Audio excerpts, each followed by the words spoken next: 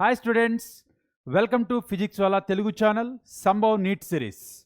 So today's our topic in chemistry is going to be states of matter. So in this states of matter, what are the things we are going to discuss today? So ఈ టాపిక్లో మనం చూడబోయే topics ఏంటంటే ఇందులో types of intermolecular forces, gas laws, ideal gas equation, kinetic theory of gases, van der Waals real gas equation, liquid state. So ఇవన్నీ కూడా మనం ఈరోజు కవర్ చేద్దాం. First types of intermolecular forces. So మనకు అసలు ఏవేవి ఇంటర్మాలిక్యులర్ ఫోర్సెస్ ఉన్నాయి, అసలు ఏంటి ఈ మాలిక్యులర్ ఫోర్సెస్ మనం మాట్లాడుకునేటటువంటివి. సో ఇప్పుడు ఏ మాలిక్యూల్ అయినా సరే మనకి కావాలి, అది ఎగ్జిస్ట్ అవుతుంది అంటే ఎన్ని స్టేట్స్ ఉన్నాయి మనకి? సో జనరల్గా 3 states of matter: solid state, liquid state, gaseous state. అంతే కదా. మనం ఏ పర్టికులర్ సబ్స్టెన్స్ తీసుకున్నా సరే అయితే మనకి సాలిడ్ స్టేట్లో కనిపిస్తుంది, లేదంటే లిక్విడ్ స్టేట్లో కనిపిస్తుంది, లేదంటే గ్యాసెస్ స్టేట్లో కనిపిస్తుంది. సో మెయిన్గా any matter can be exist in 3 states, that solid, liquid, gas. So ఇప్పుడు తీసుకున్నట్లయితే కనుక ఇంటర్మాలిక్యులర్ ఫోర్సెస్ ఇంపార్టెన్స్ ఏంటి? So the intermolecular forces are going to be deciding. So many forces are present for us. We are going to be having the important forces are dispersion forces. They are also called as London forces. Dispersion forces are London forces. Dipole forces. Dipole forces. Another one, dipole induced dipole forces.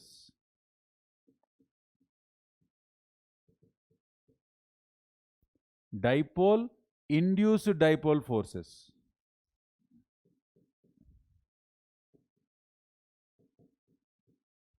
Ion dipole forces.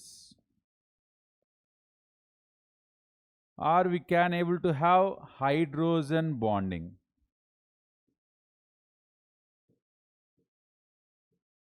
మనం already chemical బాండ్లో discuss చేసుకున్నాం.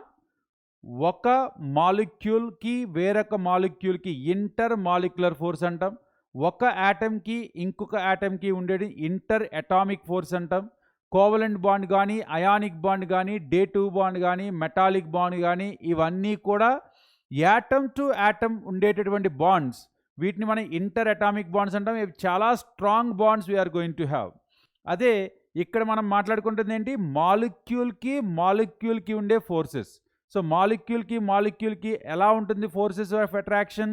They are always going to be weaker than that inter atomic forces. ఇందులో మనం చెప్పుకున్నాం van der Waals forces and hydrogen bonding, ఈ రెండు కూడా ఉంటాయి. So van der Waals ఫోర్సెస్లో ఇవన్నీ కూడా వస్తాయి అన్నమాట. Dispersion forces, dipole forces, dipole induced dipole forces, ion dipole forces, ఇవి అన్నీ కూడా వస్తాయి. అలాగే హైడ్రోజన్ బాండ్ గురించి కూడా సపరేట్గా చెప్పాను నేను అక్కడ. సో ఇప్పుడు ఒక్కొక్క ఫోర్సెస్ గురించి తీసుకుందాం మనం. సో లండన్ ఫోర్సెస్ తీసుకుంటే, సో లండన్ అనే సైంటిస్ట్ దీన్ని డిస్కవర్ చేశారు కాబట్టి లండన్ ఫోర్స్ అంటున్నారు. సో ఏ మాలిక్యూల్ అయినా సరే మనకి పాజిటివ్ ఛార్జ్, తర్వాత మిగిలిందంతా కూడా ఈ పర్టికులర్ సిమెట్రికల్గా, అంటే ఎక్కడా కూడా ఏ విధమైన డిస్టర్బెన్స్ లేకుండా అవి చాలా సిమెట్రికల్గా ఉంటాయి. సో ఇటువంటి మాలిక్యూల్స్కి ఏ విధమైన ఫోర్సెస్ ఉండవు. కానీ ఎప్పుడో ఒక్కొక్క టైంలో డిస్పర్షన్, అంటే ఈ మొత్తం అంతా కూడా either one side it is going to be get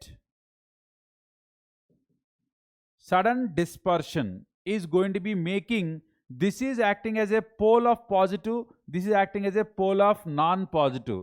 So this non-positive pole will have the forces of attraction. It's going to be called as London forces or dispersion forces. మనకు ఉన్నటువంటి అన్ని ఫోర్సెస్లో కూడా చాలా తక్కువగా ఎనర్జీ ఉండేటటువంటి forces ఏదైనా ఉంది అంటే ఇది లండన్ ఫోర్సెస్ మాత్రమే. ఇది ఏదైనా సరే 500 అంటే చాలా దగ్గరగా 500 పికోమీటర్ డిస్టెన్స్ ఉన్నప్పుడు మాత్రమే ఈ అన్ని ఫోర్సెస్ కూడా యాక్ట్ చేస్తాయి అప్రాక్సిమేట్గా. So when we are going to be having interaction forces రావడానికి ఎంత డిస్టెన్స్లో రావాలి? 500 పికోమీటర్స్. ఎక్కడో దూరంగా ఉంటే ఈ ఫోర్సెస్ ఆఫ్ అట్రాక్షన్ రాదు. ఎప్పుడైతే అవి చాలా దగ్గరికి అంటే 500 పికోమీటర్స్ దగ్గరికి వచ్చినప్పుడు మాత్రమే ఇటువంటి ఫోర్స్ ఆఫ్ అట్రాక్షన్ కలుగుతుంది.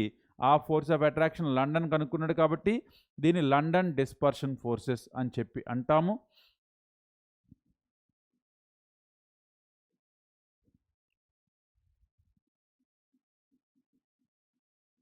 Dipole forces. సో ఈ లండన్ ఫోర్సెస్ రావాలంటే ఏమై ఉండాలి కంపల్సరీ? అది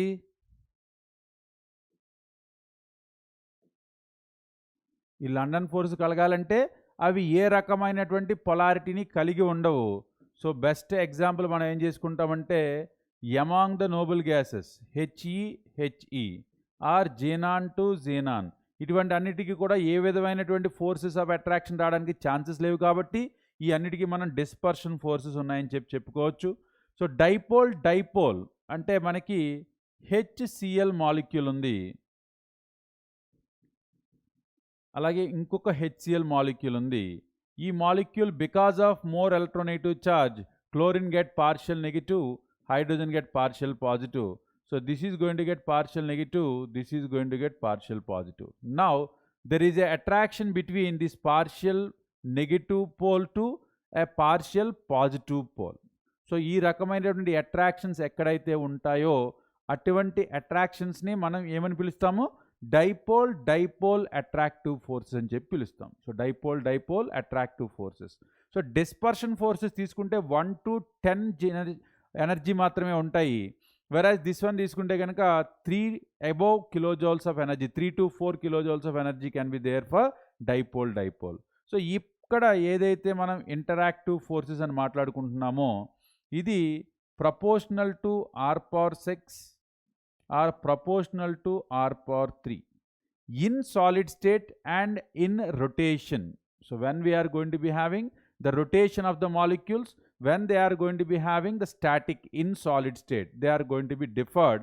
So in solid state they can able to get r⁴, whereas in the rotation 1/r³. So ఈ పర్టికులర్ దాన్ని కూడా మనకు అడగడానికి ఛాన్సెస్ ఉంటాయి, అందుకని గుర్తుపెట్టుకోండి ఇది డైపోల్. సో ఎందుకని ఈ డైపోల్ వస్తుంది? 1.6 into 10⁻⁻19 కూలూమ్స్ ఉంది కదా మనకి ఎలక్ట్రాన్ ఛార్జ్. సో ఎప్పుడైతే ఈ పొలారిటీ ఉంటుందో ఈ particular charge of attraction can be possible.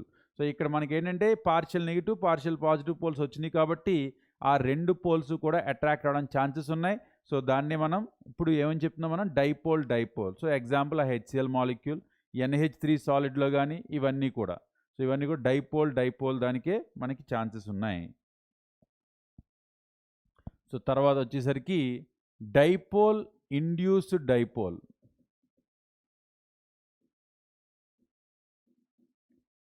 So ఇక్కడ రెండు మాలిక్యూల్స్ అంటే ఇప్పుడు HCl మాలిక్యూల్ తీసుకోండి, ఇది already partial negative partial positive. Cl2 molecule తీసుకుందాం. సో దీనికి ఏ రకమైన ఛార్జ్ లేదు, కానీ this is inducing this particular one to develop the charge now. This is partial positive, partial negative. Now this is going to be inducing to develop partial negative and partial positive, so that there will be an interaction between them. So this type of interactions are called as dipole induced dipole force of attraction. ఇంకా మనకి మిగిలింది ఏంటి? Hydrogen bond. Already hydrogen bond ఎక్కడెక్కడ ఉంటాయో చెప్పాం మనం. HF. So ఎప్పుడు మనకి హైడ్రోజన్ బాండ్ వస్తుంది? మనకి HF. Because of the strong intermolecular forces they will develop hydrogen bonding. అలాగే వాటర్ మాలిక్యూల్లో కూడా మనకి హైడ్రోజన్ బాండింగ్ వస్తుంది.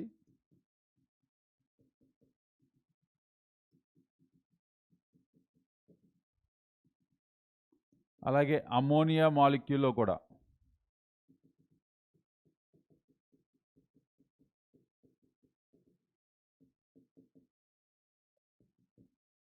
సో ఎక్కడైతే మనకి H is combined with FON, అదే కదా చెప్పుకున్నాం మనం.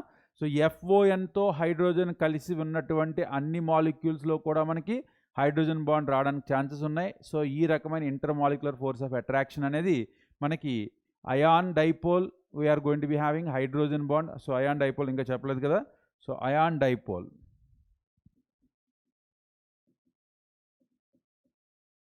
సో అయాన్ డైపోల్ ఎప్పుడంటే NaCl plus water we are going to be having, what we can able to develop here, Na plus is going to have positive charge. So this positive charge can able to attract water's negative one.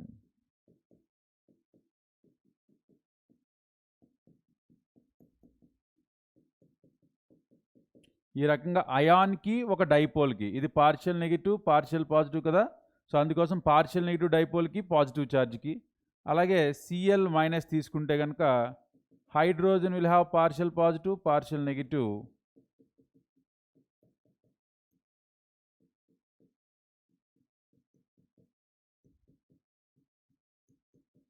ఈ రకంగా మనకి force of attraction ఒక అయాన్కి దానికి ఉన్నటువంటి డైపోల్స్కి మధ్యలో ఒక force of attraction అనేది డెవలప్ అయితే దాన్ని ion dipole force of attraction అని చెప్పి పిలుస్తాం.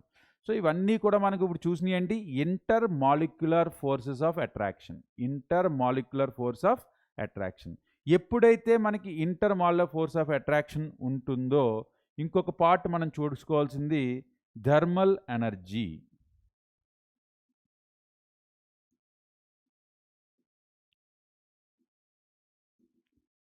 So this is nothing but due to movement of particles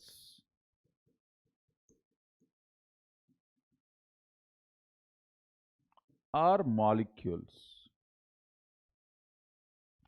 So it is directly proportional to temperature. It is directly proportional to temperature. So ఎక్కడైతే మనకి molecules అవన్నీ move అవుతూ ఉంటాయో ఆ move అవుతున్నప్పుడు పార్టికల్స్కి వచ్చే ఎనర్జీనే మనం థర్మల్ ఎనర్జీ అని చెప్పి పిలుస్తాం. సో ఇప్పుడు మనకి ఇంటర్ మాలిక్యులర్ ఫోర్స్ ఉన్నాయి, థర్మల్ ఎనర్జీ ఉన్నది. సో ఈ రెండిటికి ఏదైతే మనకి రిలేషన్ ఉన్నదో ఆ రిలేషన్ వల్లే మనకి అన్ని స్టేట్స్ ఆఫ్ మ్యాటర్ కూడా ఫామ్ అవుతున్నాయి. సో ఏంటి ఆ రిలేషన్? ఇప్పుడు ఏదైనా ఒక పార్టికల్కి intermolecular force more, thermal energy less అంటే అర్థం ఏంటి, ఆ పర్టికులర్ మ్యాటర్లో ఉన్న పార్టికల్స్ అన్నీ కూడా చాలా క్లోజ్గా అటాచ్ అయిపోయి ఉన్నాయి. వెరాజ్ థర్మల్ ఎనర్జీ అనేది తక్కువగా ఉంది కాబట్టి అవి ఎక్కడికి మూవ్ అవటం లేదు. సో ఇలా ఉన్నప్పుడు మనకి వచ్చేటటువంటి స్టేట్ ఏంటి, సాలిడ్ స్టేట్. అదే ఇంటర్ మాలిక్యులర్ ఫోర్సెస్ చాలా తక్కువగా ఉన్నాయి, థర్మల్ ఎనర్జీ చాలా ఎక్కువగా ఉంది. ఏదైతే మనకి ఇంటర్ మాలిక్యులర్ ఫోర్సెస్ ఇప్పుడు మాట్లాడుకుంటున్నామో ఈ ఇంటర్ మాలిక్యులర్ ఫోర్సెస్ అనేవి చాలా తక్కువగా ఉన్నాయి, అంటే అవి ఒకదానికొకటి అతుక్కోకుండా చాలా దూరంగా ఉంటున్నాయి. థర్మల్ ఎనర్జీ ఎక్కువగా ఉందంటే ఆ పార్టికల్స్ కంటిన్యూస్గా మూమెంట్లోనే ఉన్నాయి. సో ఈ పర్టికులర్ స్టేట్ని మనం గ్యాసియస్ స్టేట్ అంటాం. ఎప్పుడైతే ఇవి రెండు కూడా ఇంటర్మీడియట్లో ఉంటాయో దీన్ని మనం లిక్విడ్ స్టేట్ అని చెప్పి పిలుస్తాం.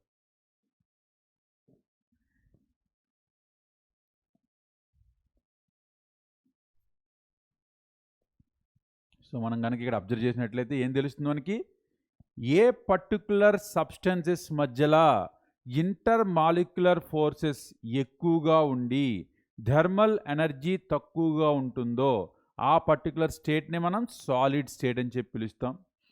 ఏ పర్టికులర్ సబ్స్టెన్సెస్లో పార్టికల్స్ మధ్యలో ఉన్నటువంటి ఐఎంఎఫ్ ఇంటర్ మాలిక్యులర్ ఫోర్సెస్ తక్కువగా ఉండి వాటి యొక్క థర్మల్ ఎనర్జీ కనుక ఎక్కువగా ఉంటే ఆ స్టేట్ని గ్యాసియస్ స్టేట్ అని చెప్పి పిలుస్తాం.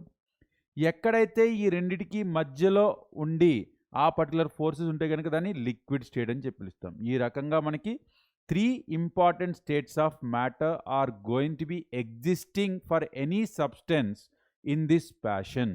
More intermolecular forces, less thermal energy. అదే రకంగా మనం ఇప్పుడు గ్యాస్ స్టేట్ గురించి ఇప్పుడు తెలుసుకుంటాం. మనం ఫస్ట్ ఇయర్లో లిక్విడ్ స్టేట్ గురించి కూడా కొంత ఇన్ఫర్మేషన్ ఉంది. సో సాలిడ్ స్టేట్ గురించి సెకండ్ ఇయర్లో తెలుసుకుంటాం మనం, అదొక సపరేట్ చాప్టర్ తెలుసుకుంటున్నాం. సో ఇప్పుడు మనం ఫస్ట్ ఈ గ్యాసెస్ స్టేట్, ఈ states of matter first year టాపిక్లో మనకి గ్యాసెస్ స్టేట్ గురించి ఎక్కువగా ఇన్ఫర్మేషన్ ఇచ్చాడు. సో ఈ గ్యాస్ గురించి మనం ఫస్ట్ ఇన్ఫర్మేషన్ తెలుసుకుందాం. గ్యాసెస్ స్టేట్లో ఉన్నటువంటి పార్టికల్స్ ఎలా ఉంటాయి? So all gas particles are going to be having very far what we discussed. అలాగే ఈ గ్యాస్కి ఏ విధమైన డెఫినెట్ షేప్ కానీ డెఫినెట్ వాల్యూమ్ కానీ ఏ విధమైన షేప్ కానీ ఉండదు. ఏదైనా గ్యాస్కి ఉంటుందా అలాంటి షేప్ ఉంటుందా? ఇప్పుడు పర్టికులర్ బెలూన్ తీసుకున్నా, నేను బెలూన్ అనేది ఊదాను. సో అప్పుడు నేను గాలి ఎలా ఊతున్నాను? అది స్పియర్లా ఉంటే స్పియర్ షేప్ వస్తుంది, అది హార్ట్ సింబల్లో ఉంటే కనుక హార్ట్ షేప్లో వస్తుంది, ఆల్ఫాబెట్ ఏలో ఉంటే ఏ వస్తుంది. అంటే నేను ఏ రకమైనటువంటి షేప్తో అది ఊదుతున్నానో ఆ షేప్ తెచ్చుకుంటుంది తప్పితే ఒక గ్యాస్కి ఇదే షేపు అని చెప్పి ఎక్కడా లేదు. No definite shape. And volume, ఇప్పుడు నేను ఎక్కడో ఒక కార్నర్లో పెర్ఫ్యూమ్ స్ప్రే చేశాను, కానీ మొత్తం ఈ గదంతా కూడా ఆ పెర్ఫ్యూమ్ స్మెల్ వస్తుంది. అంటే అర్థం ఏంటి? అది ఒకే చోట ఉండటం లేదు, అది మొత్తం అంతా కూడా స్ప్రెడ్ అవుతుంది. అంటే ఈ పర్టికులర్ గది వాల్యూమ్ ఇది. నేను ఇక్కడ కాకుండా హాల్లో కొన్ని దాన్ని స్ప్రే చేశాను అనుకోండి, హాల్ అంతా కూడా స్మెల్ వస్తుంది. అంటే ఇంతకుముందు ఎంతైతే స్ప్రే ఇక్కడ చేశానో ఇప్పుడు ఈ గదిలో వచ్చింది, అదే పర్టికులర్ దాన్ని తీసుకెళ్ళి ఒక హాల్లో చేస్తే కనుక హాల్ అంతా కూడా స్మెల్ వచ్చింది. అంటే దానికి ఒక నిర్దిష్టమైన స్పెసిఫిక్ వాల్యూమ్ ఉండటం లేదు, డెఫినిట్ వాల్యూమ్ ఉండటం లేదు. అలాగే ఇక్కడ ఉన్నటువంటి కొన్ని పార్టికల్స్ ఏం చెప్పుకుంటున్నాం మనం? Gases have much lower densities higher than solids and liquids. So ఈ డెన్సిటీస్ అన్నీ కూడా సాలిడ్స్కి లిక్విడ్స్కి కూడా ఎక్కువ ఉంటుంది. అందుకని when different gases are mixed they diffuse into each other and gases mix evenly and completely in all proportions. అంతే కదా. ఇప్పుడు నేను ఒక ఫాగ్ పెర్ఫ్యూమ్ తీసుకొచ్చాను, ఇప్పుడు నేను మళ్ళీ ఒక పార్క్ ఎవెన్యూ పెర్ఫ్యూమ్ తీసుకొచ్చాను. సో ఈ రెండు స్మెల్స్ కలిపి నాకు వస్తుంది ఇక్కడ. అంతేగాని ఈ పెర్ఫ్యూమ్ వేరేగా ఈ పెర్ఫ్యూమ్ వేరేగా స్మెల్స్ రావు, రెండు కలిపి నాకు స్మెల్ వస్తుంది. అంటే ఈవెన్గా డిస్ట్రిబ్యూట్ అయిపోతాయి. ఏదైనా రెండు గ్యాసెస్ తీసుకుంటే కనుక అవి రెండు కూడా ఈవెన్గా డిస్ట్రిబ్యూట్ అయిపోతాయి. తర్వాత there is a lot of empty space between the gas molecules. Gas molecules are not in contact with each other. ఇందాక చెప్పుకున్నది intermolecular force of attraction చాలా లో. అంటే ఏంటి? ఒక మాలిక్యూల్ ఇంకొక మాలిక్యూల్ రెండు కూడా ఎప్పుడు దూరం దూరంగా ఉంటాయి కానీ ఎప్పటికీ దగ్గరికి రావు. అందుకనే ఎప్పుడు కూడా దూరం దూరంగా ప్రయాణం చేస్తూ ఉంటాయి. అవి మనకి గ్యాస్ మాలిక్యూల్స్ అనేవి ఉంటాయి. సో ఇలా కాకుండా చాలా పార్టికల్స్ అంటే ఎంటీ స్పేస్ ఎక్కువగా ఉంటుంది గ్యాస్ మాలిక్యూల్స్. వాటి యొక్క వాల్యూము స్పేస్తో కంపేర్ చేస్తే చాలా తక్కువగా ఉంటుంది. సో ఇవన్నీ కూడా మన గ్యాస్ నుంచి తెలుసుకునేటటువంటి కామన్ క్యారెక్టరిస్టిక్సే. Properties of gases. మనం ఇప్పుడు ప్రాపర్టీస్ గురించి తెలుసుకుందాం. సో ఏవే ప్రాపర్టీస్ మన గ్యాసెస్కి ఉంటున్నాయి? Mass of the gas. ఇప్పుడు మనకి గ్యాస్కి ఒక నిర్దిష్టమైన మాస్ ఉంటుంది. మాస్ ఆఫ్ గ్యాస్ ఎలా చెప్తాం మనం? సో ఇప్పుడు చేతిలో ఇప్పుడు తక్కిట్లో వేయలేం కదా. సో ఇప్పుడు మామూలుగా 1 kg పొటాటోస్ తీసుకురండి. సో వెళ్ళి మార్కెట్కి వెళ్తే అతను 1 kg పొటాటో చేసిస్తాడు, తీసుకొస్తాం. ఇప్పుడు నేను కేజీ ఆక్సిజన్ గ్యాస్ తీసుకురమ్మంటాను, తీసుకురాగలుగుతామా? సో ఎలా ఈ మాస్ ఆఫ్ ద గ్యాస్ని మనం మెజర్ చేస్తాము? సో అదే ఇక్కడ మనం మాట్లాడుకుంటుంది. So the mass of the 1 mole of gas that is going to be 6 × 10⁻23 molecules of a gas is going to be having its molar mass. అంటే ఎప్పుడైతే మనం ఒక molar mass 32 grams of oxygen is taken, 32 grams of oxygen, if you can able to take it in small vessel or it's big vessel, it's up to you. But మనం ఏదైతే 32 grams of oxygen అని చెప్తామో ఆ 32 grams of ఆక్సిజన్లో మనకి 1 mole molecules, Avogadro number of molecules ఉంటాయి, 6 × 10⁻23 molecules. So 32 grams of oxygen is going to be consisting of 6 × 10⁻23 O2 molecules అనేవి మనకి ఉంటాయి. So in CGS system mass is expressed in gram, whereas in SA system it is expressed in kilogram. So అదేమి పెద్ద matter కాదు, మనకి తెలిసిందే mass. తర్వాత pressure of the gas.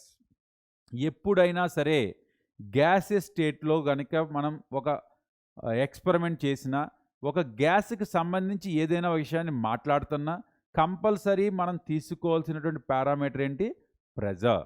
So the property of the gas which is going to B mainly making so many things to be done is pressure. ఎందుకంటే ఎంత ప్రెజర్తో మనం apply చేస్తున్నాము అనేదే ఈ గ్యాస్ యొక్క ఎఫిషియన్సీని మనకి డిసైడ్ చేస్తూ ఉంటుంది. కాబట్టి ప్రెజర్ అనేది చాలా ఇంపార్టెంట్. ప్రెజర్ ఏంటి?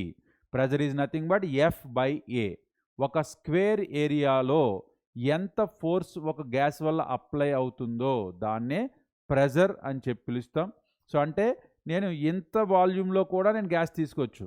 అప్పుడు ఎంత వాల్యూమ్లో ఆ గ్యాస్ని తీసుకున్నప్పుడు ఆ పర్టికులర్ వాల్యూమ్ మీద గ్యాస్ ఎంత ఫోర్స్ అప్లై చేస్తుంది అనేదే pressure.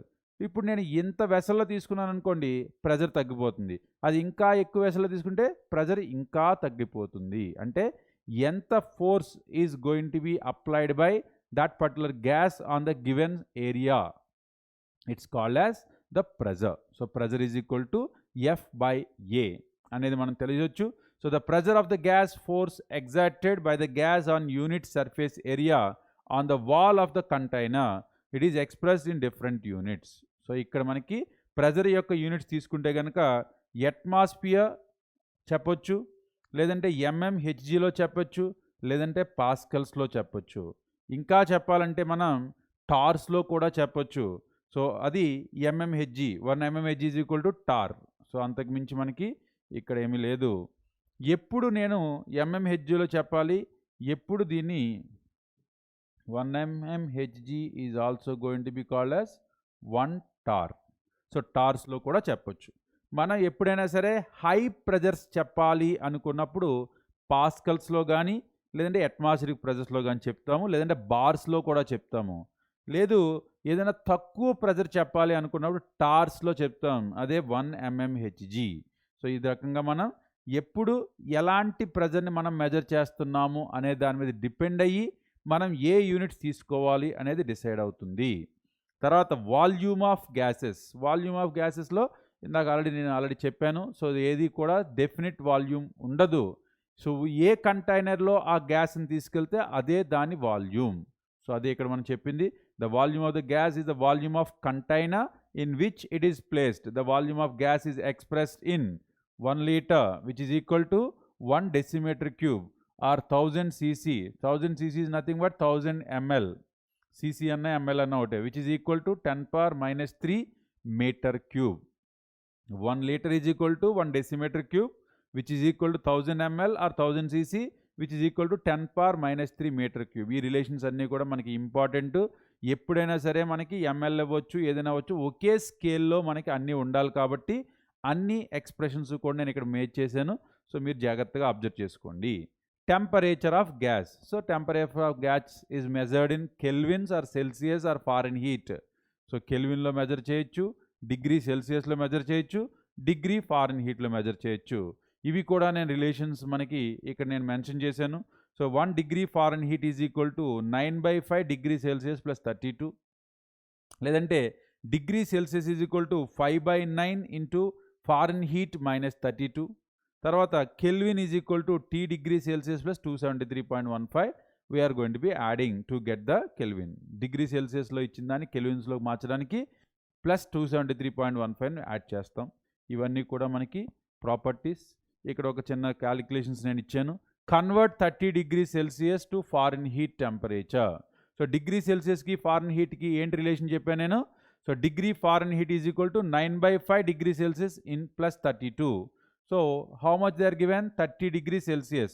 So degree Fahrenheit is equal to 9/5 into 30 + 32.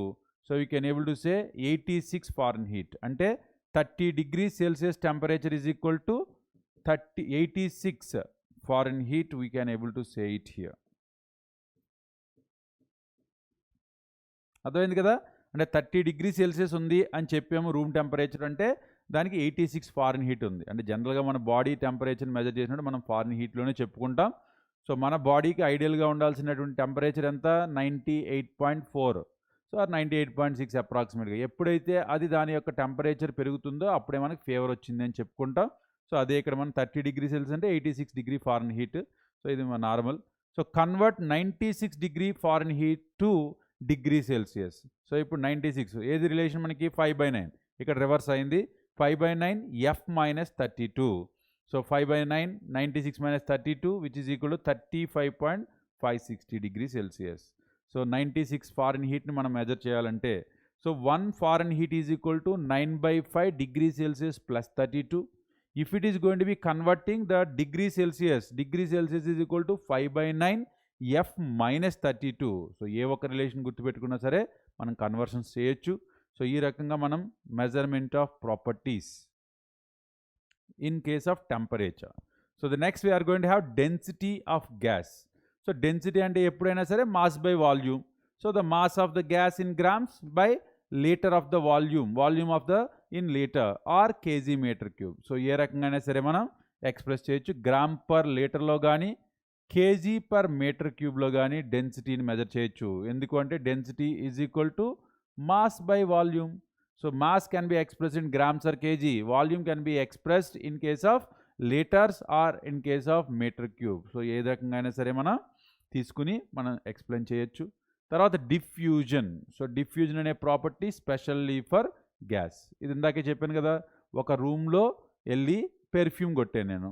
So నేను ఎక్కడో ఒక కార్నర్లో పెర్ఫ్యూమ్ కొట్టాను, కానీ అదంతా కూడా రూమ్ అంతా స్ప్రెడ్ అవుతుంది. అంటే the diffusion is the property, the transfer or the ability of movement of gas from higher pressure to lower pressure. అంటే ఎక్కడైతే నేను అక్కడ స్ప్రే చేశానో అక్కడ high pressure amount of gas ఉంటుంది, కాబట్టి ఆ హై ప్రెజర్ గ్యాస్ అంతా కూడా లో ప్రెజర్ దగ్గరికి వెళ్ళిపోవడం ట్రై చేస్తుంది. అది తప్పితే మిగతా అంతా కూడా లో ప్రెజరే కదా.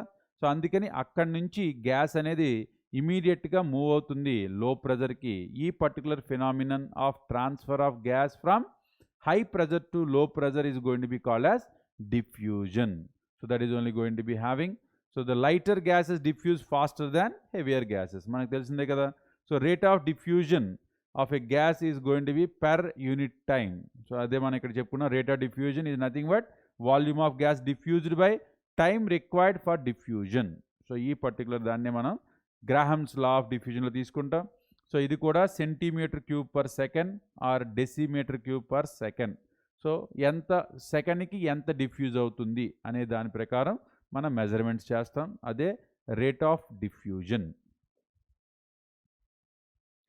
సో ఈ పర్టికులర్ దాన్ని బేస్ చేసుకుని ఒక బేసిక్ క్వశ్చన్స్ అడుగుతూ ఉంటాడు. So dipole induced dipole interactions are present in which of the following. ఏమడుగుతున్నాడు? డైపోల్ ఇండ్యూస్డ్ డైపోల్ అంటే మనం దేనికోసం మెజర్ చేయాలి? ఒక పోలార్ మాలిక్యూలు ఒక నాన్ పోలార్ మాలిక్యూలు కాంబినేషన్ గురించి చూడాలి. ఇప్పుడు HCl and helium. Helium is polar, HCl is polar, helium is non polar. So I can expect this one is going to be the answer. And SiF4 and He, ఇది non పోలారే, ఇది non పోలారే, అంటే dispersion force ఉంటాయి. H2O alcohol, water alcohol రెండింటిలో కూడా hydrogen bond ఉండడానికి chance ఉంది. So hydrogen bonding. Cl2 CCl4. సో Cl2 is non polar, CCl4 is non polar, అంటే మనకి డిస్పర్షన్ ఫోర్సెస్ ఛాన్సెస్ ఉంటాయి. London forces are present in. So London force are nothing but dispersion forces. అంటే ఏ మాలిక్యూల్స్కి అయితే వాటికి మధ్యలో ఉన్నటువంటి ఫోర్సెస్ ఏమీ ఉండవో వాటి అన్నిటికీ కూడా డిస్పర్షన్ ఫోర్స్ ఉంటాయి. HCl H2O ఈ రెండింటికి కూడా హైడ్రోజన్ బాండు లేదంటే ఐరన్ డైపోల్ ఫోర్స్ ఛాన్స్ ఉంది. H2 and H2. సో ఒక H2 ఇచ్చారంటే with in the H2. So ఇది మనకి ఏ విధమైన పొలారిటీ ఉండదు కాబట్టి chances. H2O and alcohol, so hydrogen bond. Cl2 and H2O. So ఇదేమో డైపోల్, ఇదేమో ఇది without dipole. So dipole induced dipole ఉంటుంది కాబట్టి ఇది కూడా ఆన్సర్ అవ్వదు. సో మనకు ఆన్సర్ వచ్చి H2 అండ్ H2 అవడానికి అవకాశం ఉంది.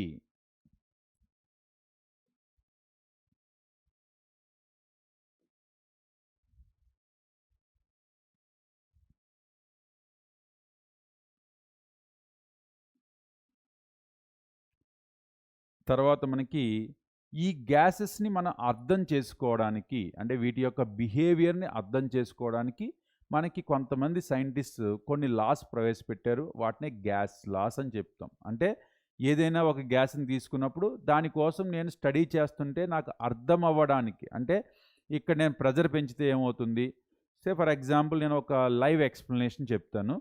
సో ఇప్పుడు మనకి హైవేస్ మీద ఎక్కువగా మనం తీసుకున్నప్పుడు ఏమవుతుంది, ఈ మధ్య 4 లైన్స్ ఎక్కువగా ఉన్నాయి. సో అందుకోసం అందరూ కూడా చాలా ఫాస్ట్గా, ఇక్కడ మనం బెంగళూరు నుంచి తీసుకుంటే కనుక బెంగళూరు టు ఇటు హైదరాబాద్ కానీ, ఈ బెంగళూరు నుంచి ఇటువైపు మనకి ఆంధ్ర విజయవాడ ఇవన్నీ కూడా 4 లైన్స్ అయిపోయినాయి. సో అందుకోసం చాలామంది కార్ డ్రైవ్ ఇష్టపడుతున్నారు.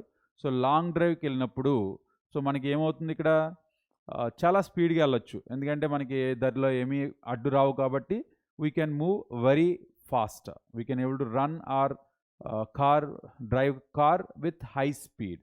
సో దీంట్లో ఏమో జరుగుతుందంటే కార్ సడన్గా కారు పేలిపోయి టైర్ ఏదైతే ఉందో అది పేలిపోయి సో మనకి యాక్సిడెంట్లు ఎక్కువగా జరగడానికి ఛాన్సులు ఉన్నాయి. ఈ మధ్య ఎక్కువగా పేపర్లో చదువుతుంది. సో టైర్ పేలడం వల్ల ఆ పర్టికులర్ కారు డ్రైవ్ స్పీడ్లో ఉంటుంది కాబట్టి సో కంట్రోల్ చేసుకోలేక ఎక్కువ యాక్సిడెంట్ జరుగుతున్నాయి. సో చాలామంది చనిపోతున్నారు కూడా. సో దీనికి రీజన్ ఏమై ఉండొచ్చు?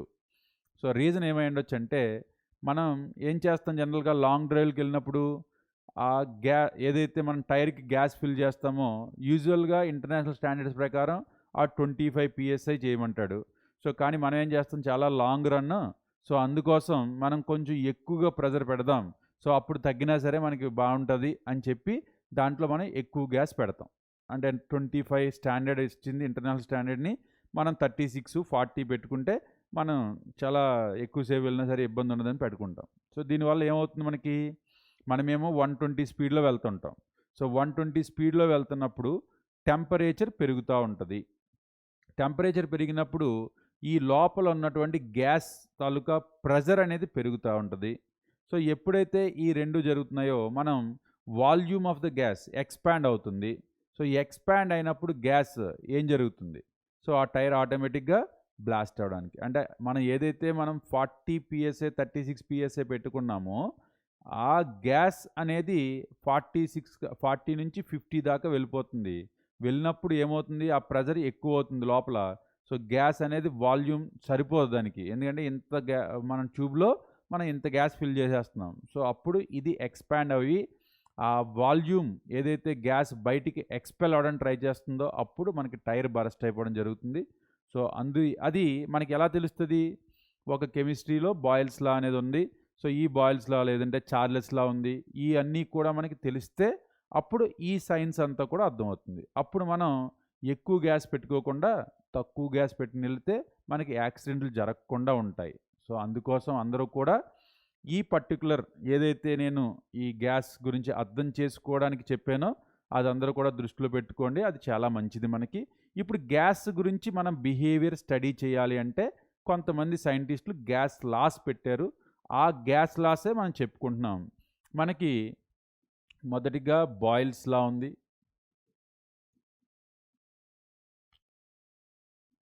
తర్వాత చార్ల్స్ లా, అవగాడ్రోస్ లా, గేలుసాక్ లా, ఇవన్నీ కూడా గ్యాస్ యొక్క బిహేవియర్ గురించి చెప్పేవి. తర్వాత గ్యాస్ ప్రాపర్టీ గురించి చెప్పేవి ఉన్నాయి. అవి గ్రాహమ్స్ లా ఒకటి ఉంది, తర్వాత డాల్టన్స్ లా ఉంది. అది సపరేట్గా చదువుకుందాం. ఫస్ట్ ఈ లాస్ గురించి తెలుసుకుందాం. సో బాయిల్స్ లా సింపుల్గా మనం చెప్పాలి అంటే ఏం చెప్తుంది ఇది? V is at constant temperature. Temperature కనుక కాన్స్టెంట్గా ఉన్నట్లయితే pressure inversely proportional to volume. Gas law Boyle's law సింపుల్గా చెప్పాలనుకుంటే అంతే. V inversely proportional to pressure. ఎప్పుడైతే ప్రెజర్ ఎక్కువగా ఉంటుందో వాల్యూమ్ తక్కువ ఇవ్వదు, అంతే కదా. సైకిల్ పంప్ ఉంది, మనం గట్టిగా అప్లై చేస్తూ ఉంటే వాల్యూమ్ అనేది తగ్గుతూ ఉంటుంది. ఎందుకంటే మనం ఎక్కువ ప్రెజర్ అప్లై చేస్తాం. ఎప్పుడైతే మనం పైకి తీస్తూ ఉంటామో ప్రెజర్ అనేది తగ్గుతూ ఉంటుంది కాబట్టి వాల్యూమ్ పెరుగుతూ ఉంటుంది. ఎక్కడైనా సరే volume is inversely proportional to pressure. అంటే ఎక్కువ ప్రెజర్ అప్లై చేస్తే తక్కువ వాల్యూమ్ ఉంటుంది, తక్కువ ప్రెజర్ అప్లై చేస్తే ఎక్కువ వాల్యూమ్ ఉంటుంది. సో ఆ రకంగా V is inversely proportional to P or PV is equal to constant. PV is equal to constant. So దీన్ని బేస్ చేసుకుని మనం జనరల్గా P1 V1 is equal to P2 V2 ఈ క్యాలిక్యులేషన్స్ చేయడానికి మనం బాయిల్స్ లాని వాడుకుంటాం. సో దీంట్లో మనకి కొంచెం గ్రాఫికల్గా కూడా క్వశ్చన్ అడగడానికి ఛాన్సెస్ ఉంటాయి. ఇక్కడ మనం తీసుకున్నట్లయితే కనుక బాయిల్స్ లాని ఇక్కడ మనకి ఏం తీసుకున్నా నేను? Pressure on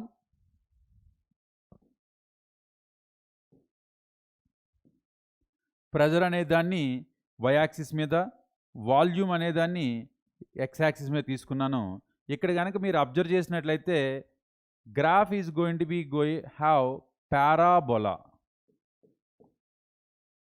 at constant temperature. అంటే టెంపరేచర్ T1 దగ్గర మనం తీసుకుంటే కనుక ఇనీషియల్గా వాల్యూమ్ అనేది ఇక్కడ మనం తీసుకున్నాం. సో ఏమవుతుంది? ప్రెజర్ అనేది తక్కువగా ఉంది. ఎప్పుడైతే ప్రెజర్ అనేది ఎక్కడ ఇలా పెరుగుతూ ఉందో సో వాల్యూమ్ ఏమవుతుంది, తగ్గుతూ ఉంది. Volume is going to be slowly decreases and when you're having the pressure is going to be increasing. లేదు రివర్స్లో అర్థం చేసుకుంటే కనుక ఇనీషియల్గా వాల్యూమ్ తక్కువగా ఉంది, as the pressure is decreasing the volume is going to be increasing gradually. So అనేది మనకి పారాబోలా అంటాం దీన్ని. అదే T2 టెంపరేచర్ దగ్గర తీసుకుంటే కనుక ఇక్కడ కూడా సేమ్ అలాగే ఉంటుంది.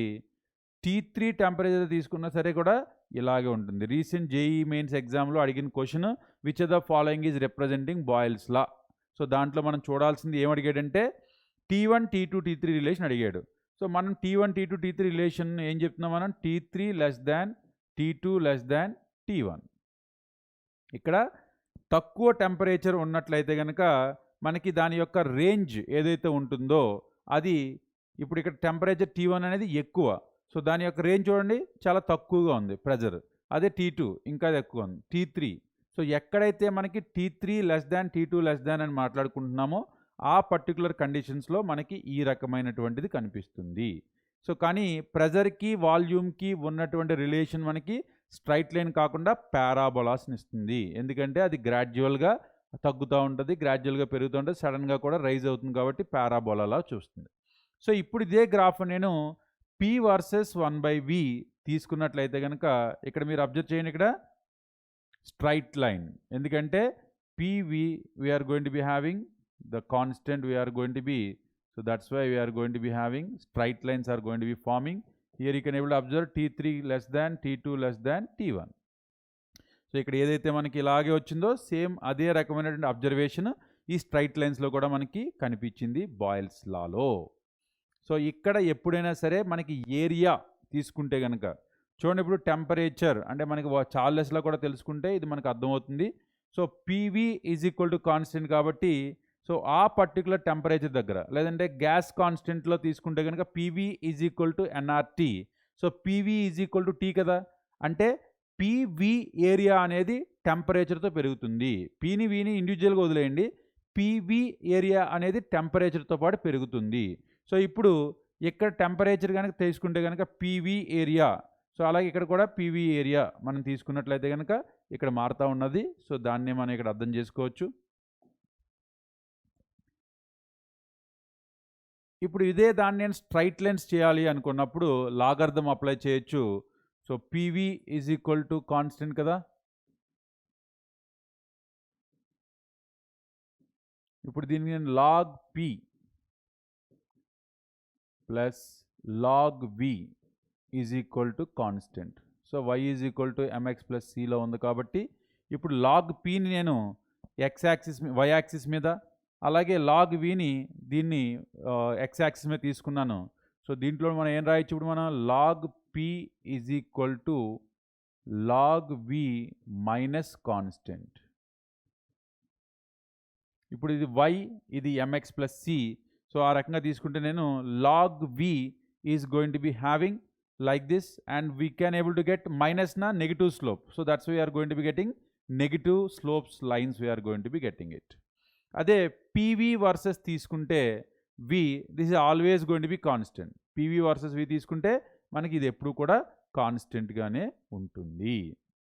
ఈ రకంగా మనకి graphs can be given P versus V or P versus 1/V, or we are going to get log P versus log V, or is going to be PV versus V. So graph ఏది తీసుకుంటే మనకి ఎలా behaviour ఉంటుంది అనేది ఇక్కడ ఎప్పుడు కూడా T3 less than T2 less than T1 ఇక్కడ ఉంది, ఇక్కడ కూడా T3 less than T2 less than T1,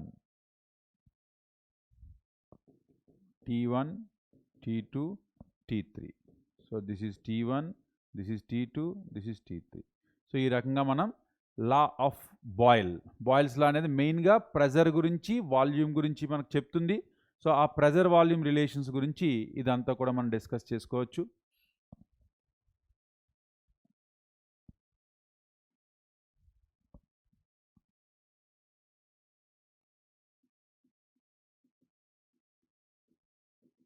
Charles లా తీసుకుంటే కనుక అట్ కాన్స్టెంట్, సో ఇంకొక విషయం, ఈ బాయిల్స్ లా గ్రాఫ్స్ని ఏమని పిలవచ్చు మనం? Graphs are called as isotherms. ఎందుకంటే మనం అన్ని గ్రాఫ్లని కూడా మనం ఎక్కడ చేస్తున్నాం? కాన్స్టెంట్ టెంపరేచర్ దగ్గర చేస్తున్నాం. సో అందుకని ఎట్లని మనం ఐసోథర్మ్స్ అని చెప్పి పిలవచ్చు. Now, when we are going to take Charles' law, it's going to be at constant pressure, V proportional to temperature. So, the temperature increases, volume increases. ఎందుకంటే టెంపరేచర్ పెరుగుతున్నది కూడా వాల్యూమ్ పెరుగుతూ ఉంటుంది. అంతే కదా, మనకి ఎప్పుడైనా సరే చిన్న దాంట్లో ఉంది, టెంపరేచర్ కొడుతున్నప్పుడు అది పెరుగుతూ ఉంటుంది. సో అందుకోసం volume is directly proportional to temperature అనేది ఈ పర్టికులర్ దాంట్లో. ఇప్పుడు మనకి V is equal to K into T constant. So V by T is equal to constant. So అందుకోసం మనం V1 by T1 is equal to V2 by T2 అనే relation మనం ఇక్కడ మనం అప్లై చేసుకోవచ్చు. సో ఈ రకంగా ఏదైనా క్యాలిక్యులేషన్ ఉంటే కనుక V1 by T1 provided at constant pressure for 1 mole only it is going to be applicable. So ఇక్కడే మనకి హాట్ ఎయిర్ బెలూన్స్ ఈ ఎక్స్పెరిమెంట్స్ ద్వారా తెలుసుకుని మనకి రిలేషన్షిప్ బిట్వీన్ అబ్సల్యూట్ టెంపరేచర్, ఈ టీ ఏంటి మన absolute temperature is equal to so degree Celsius plus 273.15 అనే కెల్విన్ స్క్వేర్ని మనకి ఇక్కడ కనిపెట్టారు అబ్సల్యూట్ టెంపరేచర్కి మన డిగ్రీ సెల్సియస్కి. సో మనం డిగ్రీ సెల్సియస్ అనేది నార్మల్ స్మాల్ టీతో చూపిస్తాం, అదే మనకి కెల్విన్ని అబ్సల్యూట్ టెంపరేచర్ క్యాపిటల్ టీతో చూపిస్తాం. So capital T is equal to T degree Celsius plus 273.15.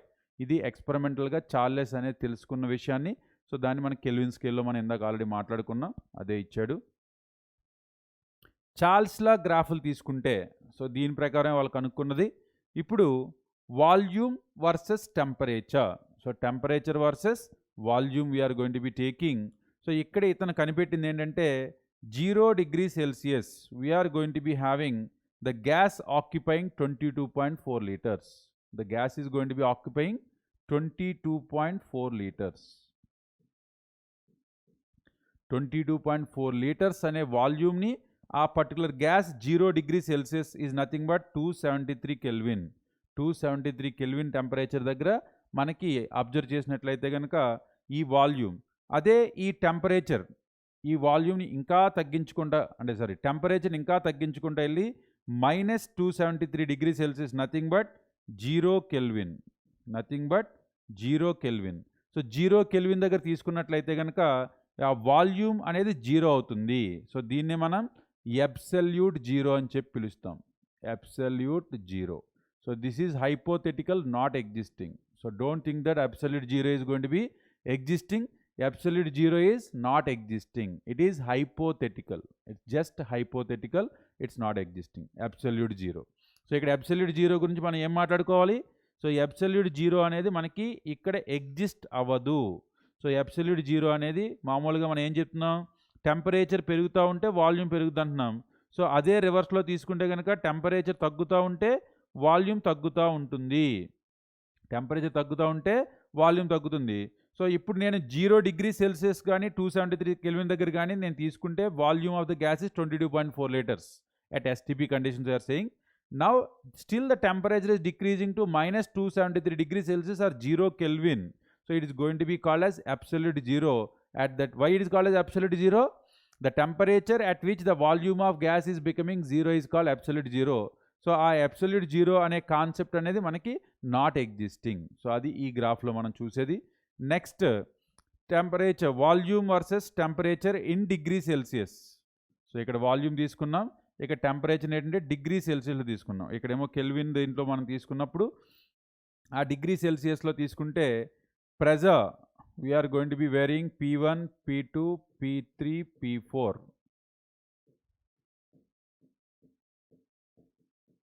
So ఈ రకంగా మనకి ఈ లైన్స్ అనేవి. So P1 is going to be less than, P2 less than, P3 less than, P4. ఎందుకంటే Pకి వాల్యూమ్కి మనకి ఆల్రెడీ రిలేషన్ తెలుసు, ఇన్వర్స్లీ ప్రపోర్షనల్.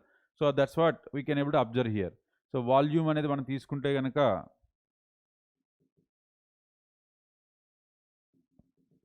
ఇవన్నీ ఎక్స్ట్రాపోలేషన్స్. ఈ ఎక్స్ట్రాపోలేషన్స్ అన్నీ కూడా హైపోథెటికల్లే, మనకి అసలు ఆ ఎగ్జిస్టెన్సే ఛాన్సే లేదు. సో ఈ రకంగా మనకి డాటెడ్ లైన్స్ వచ్చి ఎక్స్ట్రాపోలేషన్స్ అంటారు వీటినమాట. ఈ ఎక్స్ట్రాపోలేషన్స్ అనేవి మనకి ఛాన్సెసే లేవు. So P1 less than P2 less than P3 less than P4. So ఇక్కడ మనం తీసుకున్నట్లయితే కనుక ఎట్ P1 వాల్యూమ్ తీసుకుంటే కనుక ఎంత ఉంది, ఈ ప్రెజర్ అనేది బాగా తక్కువ, అందుకని వాల్యూమ్ ఎక్కువగా ఉంది. P4 దగ్గర చూడండి, ఇక్కడ ఉంది వాల్యూమ్ అనేది తక్కువగా ఉంది. సో అది మనకి అబ్జర్వ్ చేసుకోవాల్సినటువంటి విషయాలు. సో చార్లెస్ లాలో మనకి ఈ గ్రాఫ్లు అంటే ఎక్కువ బాయిల్స్ లా నుంచి లాసే మనకి ఎక్కువగా ఉంటాయి, ఎందుకంటే ఇక్కడ మనకి పెద్దగా వేరియేషన్స్ ఏం లేవు కాబట్టి మనకి గ్రాఫ్లు ఆడడానికి చాలా ఛాన్సెస్ తక్కువే ఉన్నాయి. ఇది చార్ల్స్ లా గురించి. తర్వాత అవగాడ్రోస్ లా. సో అవగాడ్రోస్ లా ఏం చెప్తున్నాడంటే at constant temperature and pressure V proportional to N. N is number of moles. అంటే ఎన్ని వాల్యూమ్లు తీసుకుంటే ఎన్ని మోల్స్ తీసుకున్నా అవి రెండు కూడా ప్రపోర్షనల్గా ఉంటాయి.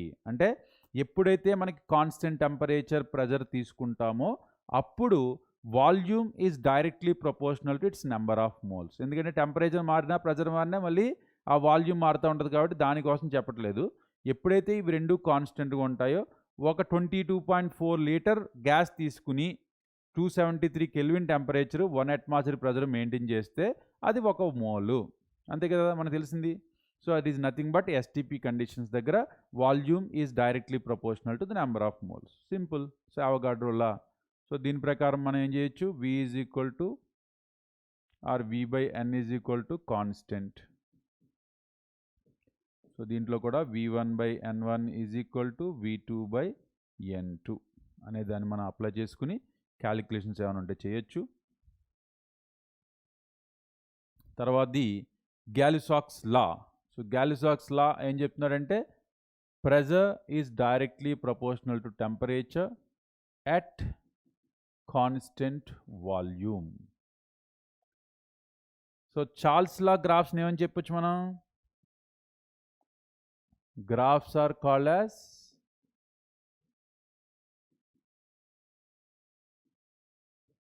isobars. ఎందుకంటే ఎట్ కాన్స్టెంట్ ప్రెజర్ మనం చేస్తున్నాం కాబట్టి బార్ అంటే మనకు ప్రెజర్ మెజర్మెంట్. సో దీన్ని ఐసోబార్స్ అని చెప్పి పిలవచ్చు. ఇక్కడ ఎట్ కాన్స్టెంట్ వాల్యూమ్ ఈ గ్రాఫ్స్ని మనం ఐసోకోర్స్ అని చెప్పి పిలుస్తాం.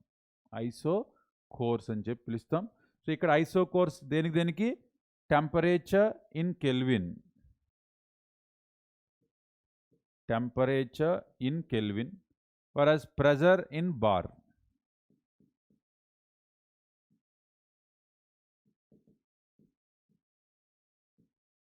So pressure in bar, temperature in Kelvin. So ఇవి రెండు తీసుకున్నట్లయితే కనుక ఇక్కడ కూడా సేమ్ ఇందాక ఎలాగైతే మనం అబ్జర్వ్ చేసామో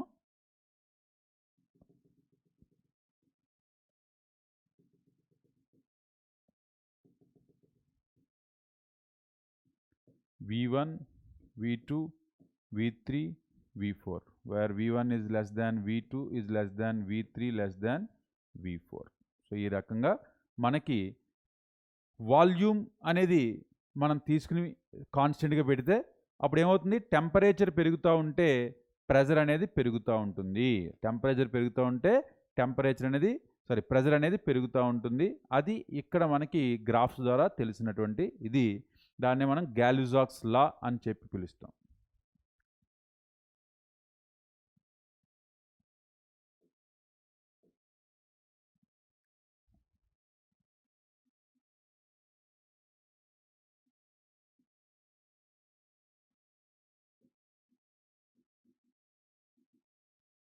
ఇప్పుడు మనం చదివినటువంటి గ్యాస్ బిహేవియర్కి సంబంధించినటువంటి లాస్ ఏవైతే ఉన్నాయో, బాయిల్స్ లా ప్రకారం V is inversely proportional to P,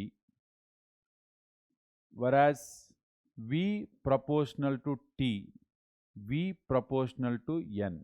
so ఇదేమో బాయిల్స్ లా, ఇది చార్ల్స్ లా, ఇది అవగాడ్రో లా. సో మనం ఈ 3 లాస్ తీసుకుంటే కనుక V inversely proportional to P, V proportional to T, V proportional to N. So ఇన్నిట్లో కామన్ తీసుకుంటే కనుక మనకి V is proportional to NT by P, whereas PV proportional to NT, PV is equal to RNT. PV is equal to RNT అనేది మనకి ideal gas equation. మనం జనరల్గా రాయడం ఎలా రాస్తాం అంటే PV is equal to NRT అని చెప్పి రాస్తాం. నేను గుర్తుపెట్టుకోవడానికి నేను దీన్ని ఎలా రాస్తానంటే PV is equal to NTR అని రాస్తాను. ఏదైనా ఒకటే, అది ముందు వెనక అంతే. PV Narasimha Rao is equal to NT Rama Rao. So దాన్ని ఈజీగా ఉండడం కోసం అప్పట్లో నేను అలా గుర్తుపెట్టుకునేవాడిని. సో ఇప్పుడు మనకి PV is equal to NRT. So we're going to have pressure volume is equal to NRT. So దీంట్లో ఆర్ని ఏమని చెప్పి పిలుస్తాం మనం? Gas constant, universal gas constant.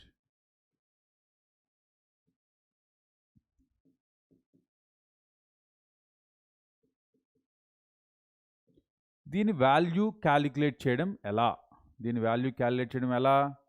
PV is equal to ఎన్ఆర్టీ, R is equal to PV by NT.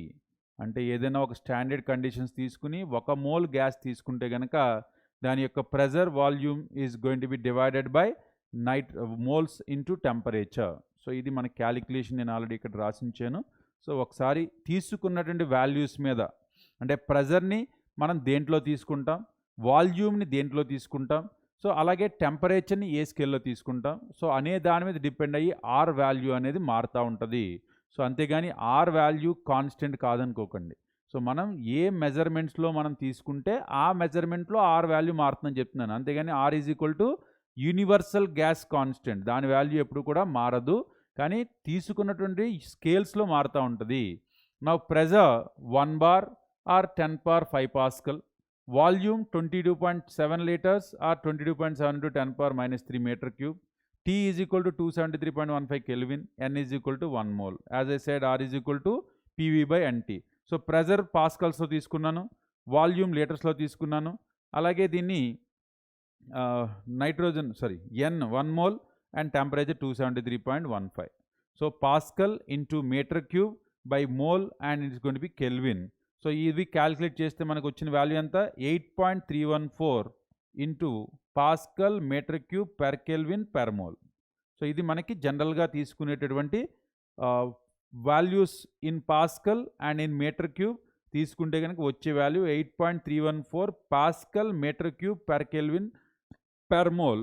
So ఇందులో మనం తీసుకుంటే కనుక pascal per metre cube is nothing but joule energy. So అందుకోసం దీన్ని మనం 8.314 జూల్ కెల్విన్ పర్ మోల్ అని కూడా పిలవచ్చు. సో 8.314 ఇంటూ 10 power minus 3 కిలోజౌల్స్లో కావాలనుకుంటే కనుక, దీన్ని క్యాలరీస్లో మార్చుకోవాలనుకుంటే కనుక 1 kilo calorie is equal to 4.2 kilojoules, కాబట్టి అప్రాక్సిమేట్గా 2 calories అని చెప్పొచ్చు. సో ఏ యూనిట్స్లోకి మనం కావాలనుకుంటే ఆ యూనిట్స్లో మనం దీన్ని తీసుకోవచ్చు. ఇంకొక వాల్యూ కనుక మనం తీసుకుంటే 0.0821. ఈ వాల్యూ ఏంటంటే లీటర్స్ తీసుకుని అట్మాస్ఫియర్లో తీసుకుంటే కనుక మనకి 0.0821 litre atmosphere per kelvin per mole. Litre atmosphere per kelvin per mole. So ఇక్కడ మనం ఏం తీసుకున్నాం? 22.7 ఇంటూ 10 power minus 3 తీసుకున్నాం. సో అలా కాకుండా 22.4 లీటర్స్నే మనం తీసుకుంటే కనుక అప్పుడు మనకి అట్మాస్ఫియర్లో అంటే 1 atmosphere తీసుకుంటాం. అప్పుడు 0.0821 litre atmosphere per kelvin per mole అనేది వస్తుంది. ఇక్కడ మనం పాస్కల్స్ లాడో తీసుకున్నాం కాబట్టి 8.314 joule per kelvin per mole వచ్చింది. ఓకే, ఇప్పుడు ఈ ideal gas equation with density, అంటే దీని డెన్సిటీలో మార్చడానికి PV is equal to NRT. So ఎప్పుడైతే మనం ఈ నెంబర్ ఆఫ్ మోల్స్ మనం ఎలా క్యాలిక్యులేట్ చేస్తాం? Weight by molecular weight. Number of moles is equal to weight by molecular weight. అదే దీన్ని నేను సబ్స్టిట్యూట్ చేశాను ఇక్కడ. PV is equal to W by M into RT. So P is equal to W by VRT. Just సప్లింగ్ చేశాను, RT by M, W by V. So W by V అంటే ఏంటి? Mass by volume. So mass by volume ప్లేస్లో density పెట్టచ్చు. So అందుకని P is equal to dRT by molecular weight. ఈ particular ఫార్ములాని base చేసుకుని మనం డెన్సిటీ ఎప్పుడైనా ఇచ్చినప్పుడు క్యాలిక్యులేషన్ చేయొచ్చు. ఇది ఒక ideal gas equation converted to densities. So తర్వాత తీసుకుంటే కనుక ఇంకొక లా ఉంది మనకి, గ్రాహమ్స్ లా ఆఫ్ డిఫ్యూజన్. ఇందాక చెప్పుకున్నదే rate of diffusion R1 by R2, sorry R. So rate of diffusion we are going to get. So ఏం చెప్పుకున్నాం మనం, దేని మీద చెప్పొచ్చు మనం, the rate of diffusion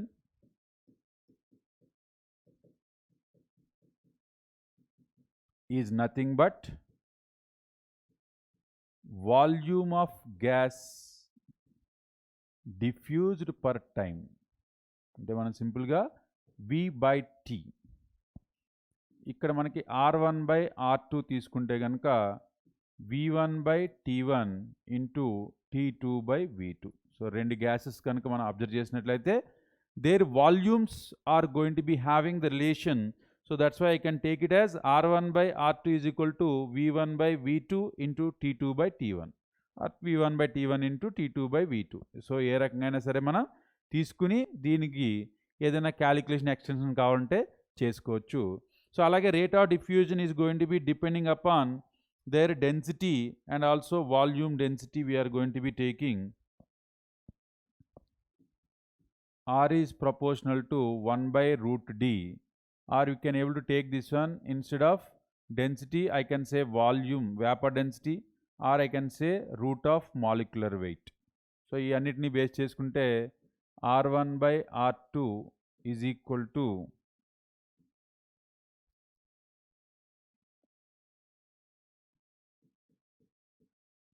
so ఈ అన్నిటిని బేస్ చేసుకుని R1/R2 is equal to root over D2/D1 or root over VD2/VD1, or it's going to be equal to M2/M1. So density, vapour density, molecular mass. So ఏది ఇచ్చినా సరే మనం దాన్ని measure చేయొచ్చు root over this particular relationship we can able to use here. అలా కాకుండా pressure and this molar mass they given.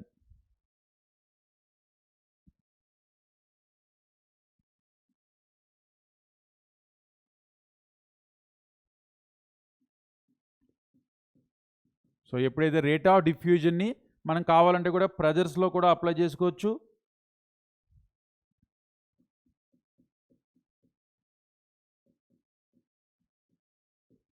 root over M2/M1, or if you are going to take the same relationship, instead of taking the pressures into consideration, you can able to take the temperature if you are going to be making them.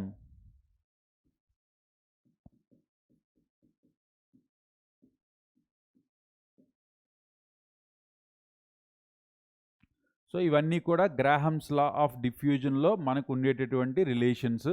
So ఏ రిలేషన్తో ఆడు question అడిగాడు ఆ క్వశ్చన్ని base చేసుకుని మనం ఆ particular relation apply చేసుకుని మనం ఈ క్వశ్చన్కి సాల్వ్ చేయొచ్చు. So Graham's law of diffusion, volume by time. So volume of gas diffused per second of time, or it is going to be taking the densities are going to be inversely proportional to rate of diffusion or molar mass. So that's why you can take it as R is inversely proportional to D or molar mass or vapor density.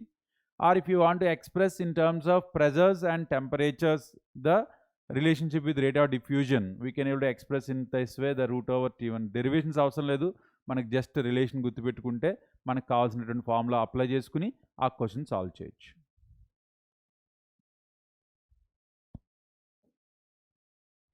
Dalton's law of partial pressures. So according to Dalton, P total is equal to P1 plus P2 plus P3 plus so on. So A mixer యొక్క pressure కావాలనుకున్నా సరే, అంటే మనకి ఒక 2-3 గ్యాసులు కలిగి ఒక మిక్సర్ని form చేసినట్లయితే కనుక దాని యొక్క టోటల్ ప్రెజర్, అంటే ఆ మిక్సర్ ఆఫ్ గ్యాసెస్ యొక్క టోటల్ ప్రెజర్ మనకు కావాలి అనుకున్నప్పుడు P total is equal to partial pressures of each gas component.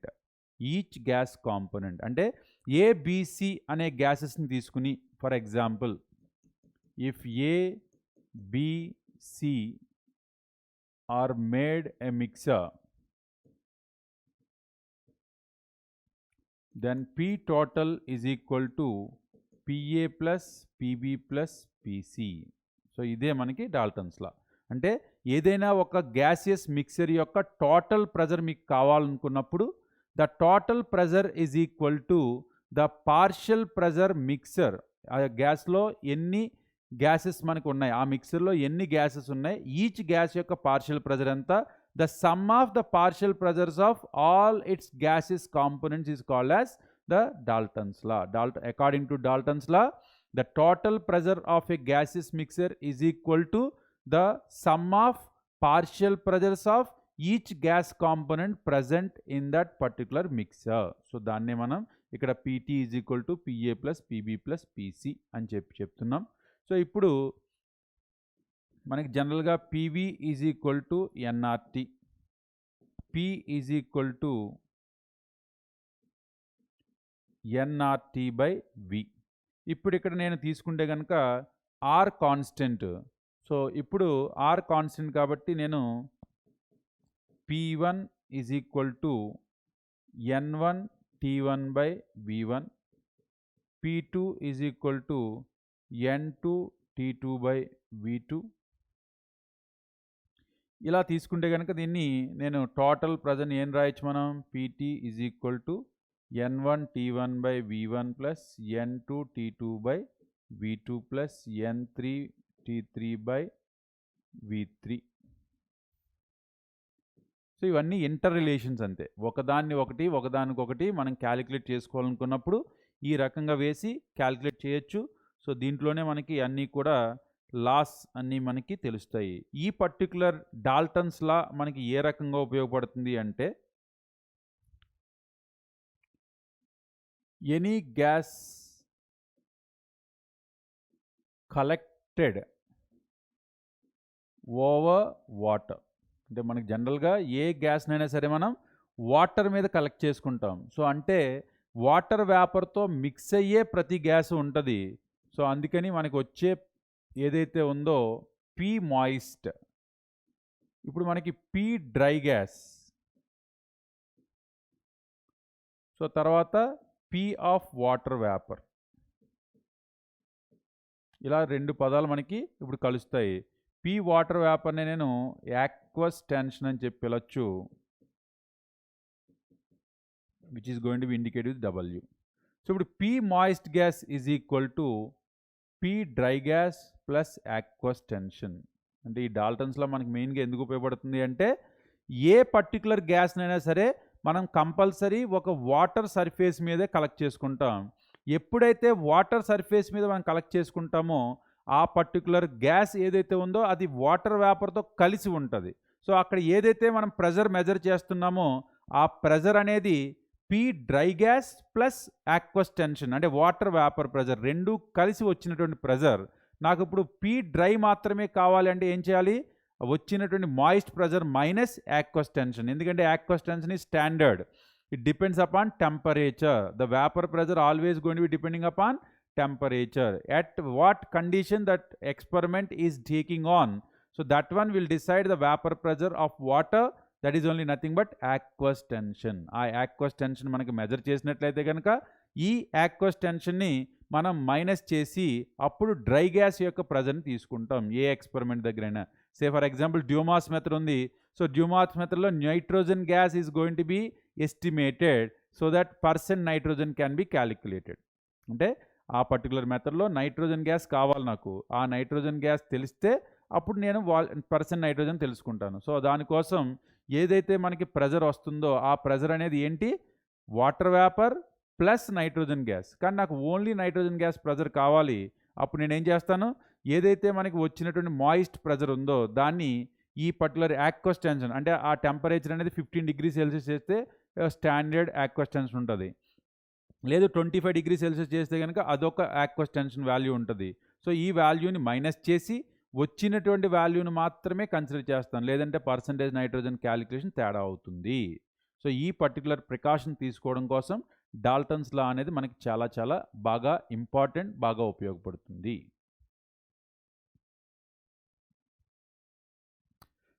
So దీని మీద మనకి ప్రీవియస్ ఇయర్స్లో వచ్చినటువంటి క్వశ్చన్స్ ఏవైతే ఉన్నాయో అవి మనం ఇప్పుడు డిస్కస్ చేసుకుందాం. A mixture of nitrogen and argon gases in a cylinder contains 7 grams of nitrogen and 8 grams of argon. If the total pressure of the mixture of the gases in the cylinder is 27 bar, the partial pressure of nitrogen is. So ఇది Dalton's లా base చేసుకుని తెలిసిందే. ఇప్పుడు first మనకు కావాల్సింది ఏంటి? Mole fraction.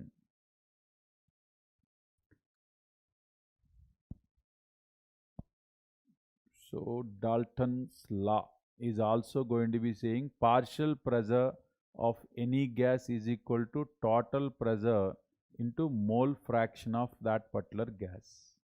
ఇది అక్కడ నేను చెప్పలేదు, సో గుర్తుపెట్టుకోండి. ఇది partial pressure of any gas is equal to total pressure into mole fraction. So ఇప్పుడు ఈ పర్టికులర్ ఫార్ములాను ఉపయోగించుకుని మనకి ఇక్కడ క్యాలిక్యులేషన్ చేయాలి. సో ఇప్పుడు ఇక్కడ మనం తీసుకున్నట్లయితే కనుక పీ టోటల్ వాల్యూ 27 బార్, అలాగే పార్షియల్ ప్రెజర్ ఇవ్వలేదు కానీ మోల్ ఫ్రాక్షన్ క్యాలిక్యులేట్ చేయడానికి మనకు అవకాశం ఉంది. సో మోల్స్ క్యాలిక్యులేట్ చేయడం ఎలా? Number of moles is equal to weight by molecular weight. ఇప్పుడు nitrogen gas number of moles ఎలాగా? 7/28, ఇట్స్ గోయింగ్ టు బి 1/4. అదే ఆర్గాన్ మోల్స్ తీసుకుంటే కనుక 8/40. సో ఇక్కడ మాలిక్యులర్ వెయిట్లో 40 ఇచ్చాడు, 14 ఇచ్చాడు. సో అందుకని ఇది 1/5. సో ఇది number of moles of this one. It is going to be 0.25, it's going to be 0.20. ఇప్పుడు నాకు mole fraction of N2 is equal to ఎంత? Number of moles of nitrogen is equal to 0.25. It's going to be 0.20 plus 0.25. 0.025/0.45 is the mole fraction of nitrogen. ఇప్పుడు total pressure ఇచ్చాడు, mole fraction of nitrogen వచ్చేసింది. So partial pressure of nitrogen is equal to total pressure is 27 and the mole fraction of this one is equal to 0.25/0.45. So this can be written as 27 into 20/45. So 5 9s are 45, 3 9s are 27, 5 is going to be 5 times, so it's going to be 15 bar. Just a calculation, simple calculation. So partial pressure is equal to total pressure into mole fraction. So దీన్ని base చేసుకుంటే మనకు answer 15 bar pressure అనేది వచ్చింది. ఓకేనా? చాలా easy కదా calculation. So this is the way we can able to do the calculations. Next, the volume occupied by 1.8 gram of water vapor at 374 degrees Celsius and 1 bar pressure will be use 0.083 bar liter per Kelvin per mole. So వాడమంటున్నాడు. So మనకి తెలిసినటువంటి ideal gas equation PV is equal to nRT. So ఇక్కడ volume కనుక్కోమంటున్నాడు. So volume is equal to nRT/P. So ఇక్కడ n value, so 1.8 gram water అంటున్నాడు కాబట్టి 1.8/18 is going to be the number of moles. R, so they are saying to take 0.083 and temperature, so 374 degree Celsius. So 374 degree Celsius కాబట్టి మనం plus 273 చేయాలి మనం. So 374 plus 273 will be the kelvins, we'll get it. So that's why we'll be taking that one now. So it's going to be 4 plus 3 7, 7 plus 7 14, 1 3 6 47. So then we are going to have temperature and the pressure. They given 1 bar, so it is going to be having something like atmosphere, and 1 bar is going to have something difference, that is not much. So 1.0 something, 0.937 bar.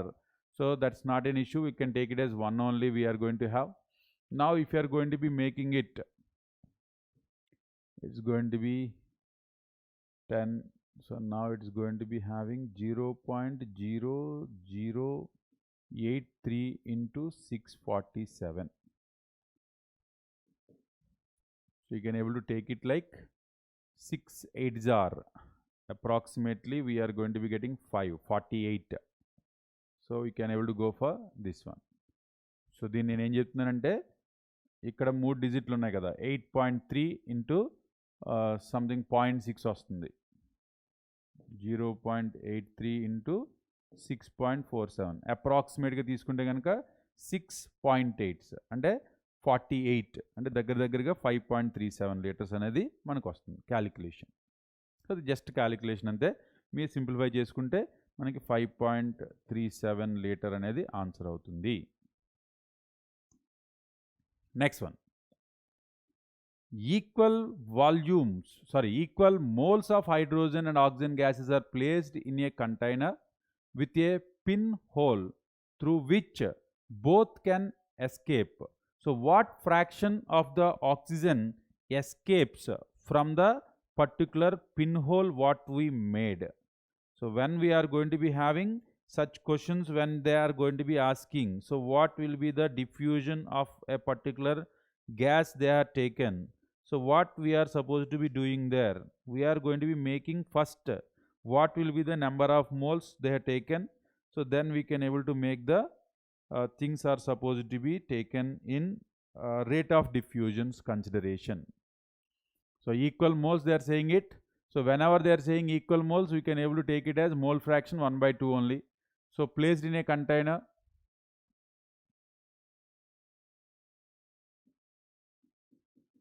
So H2 and O2.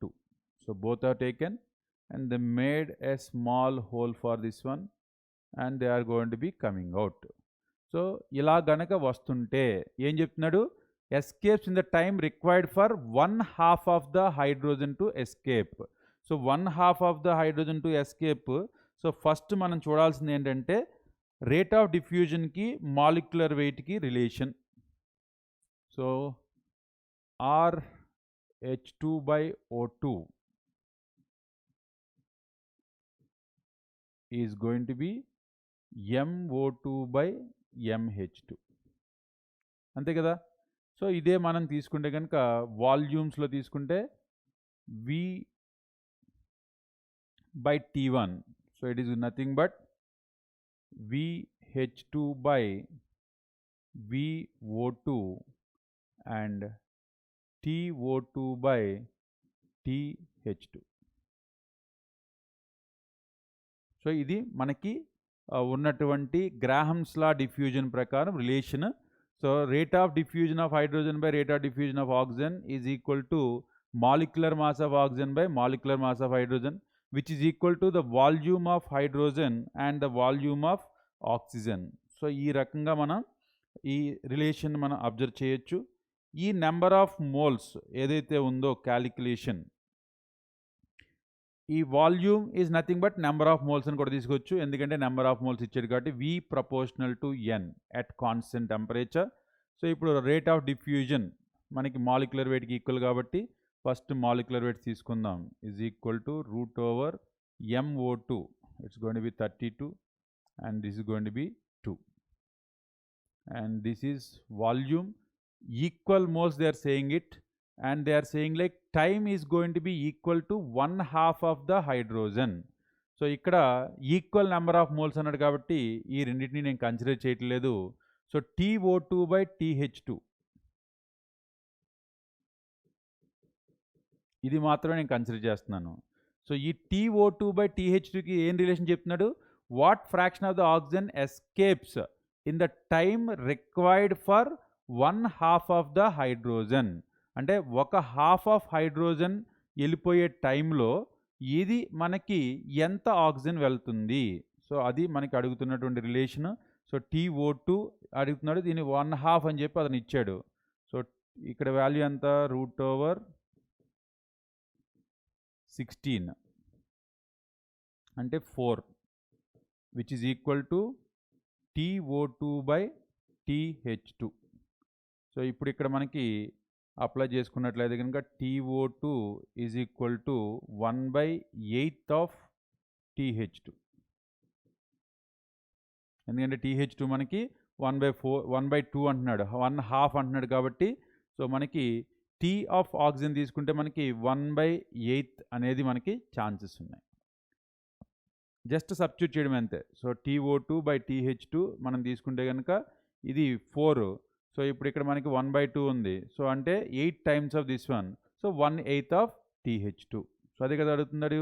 Oxygen escapes in the time required for 1/2 of the hydrogen to escape. తర్వాత 50 ml of each gas A and of gas B takes 150 and 200 seconds respectively for effusing through a pinhole under a similar conditions. If the molecular mass of gas B is 36, the molecular mass of gas A will be. So molecular mass of 1 ఇచ్చాడు. So రెండో దాన్ని మనని కనుక్కోమంటున్నాడు. So దీంట్లో మనకి value ఏదైతే మనకి seconds ఇచ్చాడో so again మనం రేట్ ఆఫ్ డిఫ్యూజన్ క్యాలిక్యులేట్ చేసుకుని చూడాల్సిందే. సో ఈ గ్యాస్ డిఫ్యూజన్ తీసుకున్నట్లయితే కనుక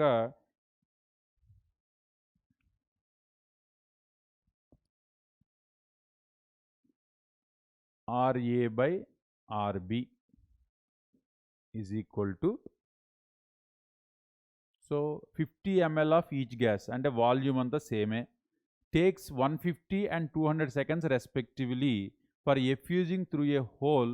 So it is going to be under similar conditions. So మనకి మాలిక్యులర్ మాస్ ఇచ్చాడు కాబట్టి MB by MA అని కూడా కన్సిడర్ చేసుకుందాం. తర్వాత టైం ఇచ్చాడు so V by T.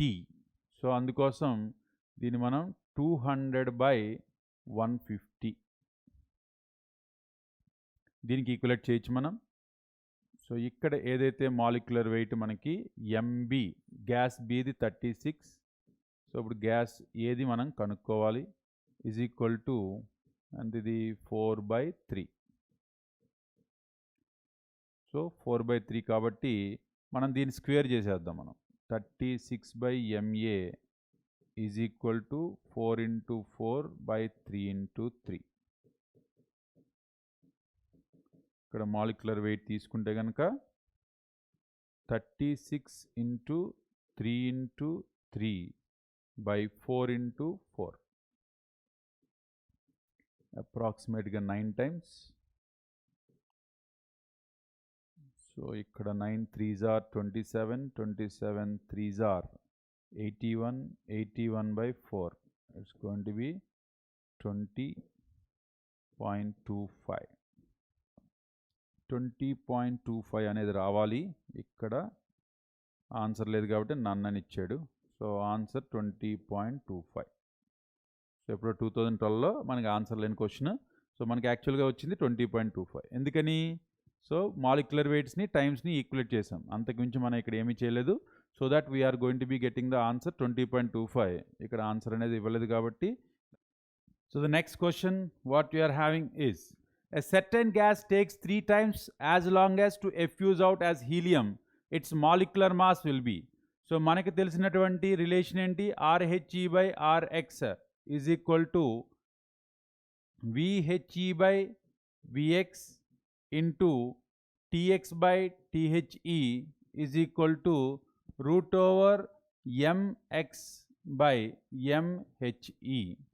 So ఈ రకంగా మన రిలేషన్ రాసుకుంటే కనుక ఇప్పుడు ఏం చెప్తున్నాడు, a certain gas takes 3 times as long to effuse out as helium its molecular mass. అంటే మనకి రేట్ ఆఫ్ డిఫ్యూజన్ ఈ వాల్యూమ్స్ రెండు కూడా మనం తీసుకోవాల్సిన అవసరం లేదు. So just time factor. So time factor ఏం చెప్తున్నాడు, TX is equal to 3 times of THE అని చెప్తున్నాడు, అంతే కదా. 3 times as long to effuse out so as helium. So here I can take it TX is equal to 3 times of THE. So that is what I will be substituting now. This is going to be taken 3 times and it's 1 time. It's is equal to √MX by, it's going to be MHE, it's 4. Now take out the root, you can able to apply square. So 9 is equal to MX/4. So MX is equal to 36. So it's very easy, we can able to calculate. Just ఎలా relation మనం రాయాలి అనేది important. So rate of diffusion గురించి volume, time, తర్వాత molecular అన్నీ consider చేసుకున్నాం.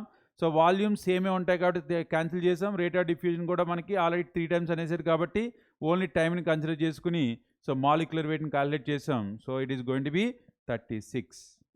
తర్వాత 2 gases A and B having the same volume diffuse through a porous partition in 20 and 10 seconds respectively. The molecular mass of A is 49. So ఇప్పుడు ఏదైతే మనం తీసుకున్నామో same అదే calculation. RA/RB is equal to VA/VB into TB/TA which is equal to root over mb by ma. So ఇలా తీసుకుంటే కనుక are volume రెండు same అంటున్నాడు కాబట్టి మనం తీసేయచ్చు. So time is going to be ఏమొచ్చేది given 20 seconds 10 seconds respectively. So TB is equal to 10, TA is equal to 20, and the molecular mass of A is given, it's 49, and they're asking molecular weight of B, they're asking. So it's going to be 1 by 2 is equal to, so you can able to make it square, MB by 49, so which is equal to 1 by 4 is equal to MB by 49. So MB is equal to 49 by 4. It's approximately equal to 12 times and 2.5. అంతే, just చెప్తున్నాను కదా relation ఏం చేస్తున్నాము అనేది కరెక్ట్గా measure చేస్తే కనుక answer straight అవే మనకు వచ్చేస్తుంది. గ్రాహమ్స్ లా ఆఫ్ డిఫ్యూజన్ చాలాసార్లు అడిగాడు, జాగ్రత్తగా చూసుకోండి. Now a gaseous mixer was prepared by taking equal moles of CO and N2. If the total pressure of the mixer was found to be 1 atmosphere, the partial pressure of the nitrogen in the mixer. So equal volumes అన్నాడు కాబట్టి XA is equal to half, XB is equal to half. ఏదైనా సరే mole fraction హాఫే అవుతుంది, ఎందుకంటే equal moles అన్నాడు కాబట్టి. So partial pressure of nitrogen అడిగాడు. So total pressure into mole fraction of nitrogen. So total pressure 1, mole fraction of this one is equal to 1 by 2, which is nothing but half, nothing but 0.5 atmosphere. So ఇది Dalton's లా base చేసుకుని question. తర్వాత a bubble of air is under water at temperature 15 degrees Celsius and the pressure is going to be 1.5 bar. If the bubble rises to the surface where the temperature is 25 degrees Celsius and the pressure is 1 bar, what will happen to the volume of the bubble? So volume of the bubble ki ఏం జరుగుతుంది అని అడుగుతున్నాడు.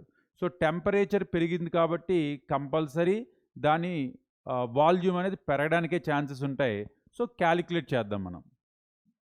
So మనం PV is equal to NRT, ఇందులో R తీసేయండి. So దీంట్లో మనకి ఇంకేమి ఇచ్చాడు, ప్రెజర్ ఇచ్చాడు, తర్వాత టెంపరేచర్ మార్చాడు. సో మోల్స్ గురించి ఏం మాట్లాడలేదు కాబట్టి ఈ రెండు తీసేద్దాం మనం. So V is equal to P by T. So V is equal to P by T, దాన్ని క్యాలిక్యులేట్ చేసుకుందాం మనం. సో ఇక్కడ ఏం చెప్తున్నాడు, a bubble of air is under water at temperature 15 degrees Celsius and the pressure 1.5 bar. So it is going to be pressure ఎంత మనకి చెప్తుంది 1.5 bar. Temperature ఎంత 15 degrees Celsius అంటే 15 + 273, it's going to B 288. So ఇది volume అనేది కింద ఉన్నప్పుడు. So ఇక్కడ నేను ఏం చెప్తానంటే V15 అనుకుందాం, పోనీ V1 అందాం. So V2 is equal to, ఇక్కడ ఎంత ప్రెజర్ అప్లై చేసింది 1 bar ప్రెజర్ అండ్ టెంపరేచర్ 25 అంటే 298. ఇప్పుడు ఇక్కడ ఎంత ఫ్యాక్టర్ ఉంటుంది అని అంటున్నాడు, అంటే V2కి V1కి డిఫరెన్స్ కావాలి. So V2 by V1 is equal to 298. ఇది 1 కాబట్టి సో ఇది ఏమీ అవసరం లేదు.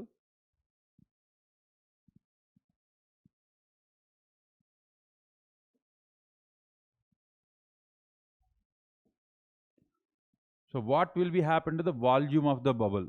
సో V1 బై V2 తీసుకుందాం పని, ఏమైంది మనకి, ఎంత ఫ్యాక్టర్ పెరిగింది. V1 ఎంత వచ్చింది మనకి 1.5 బై 288, V2 298 బై 1 కింద తీసుకుంటున్నాను నేను. So this is nothing but V1 by V2 అంటే అప్రాక్సిమేట్గా 3/2. సో క్యాలిక్యులేట్ చేద్దాం మనం ఒకసారి.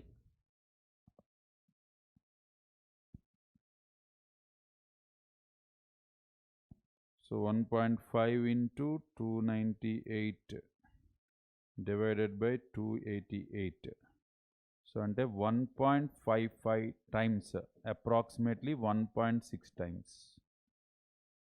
దీని కనుక మనం అబ్జర్వ్ చేసినట్లయితే 1.6. Volume will become greater by 1.6. అంతే కదా, V1 to V2 తెలిస్తే మనకు 1.6 టైమ్స్ అని తెలుస్తుంది.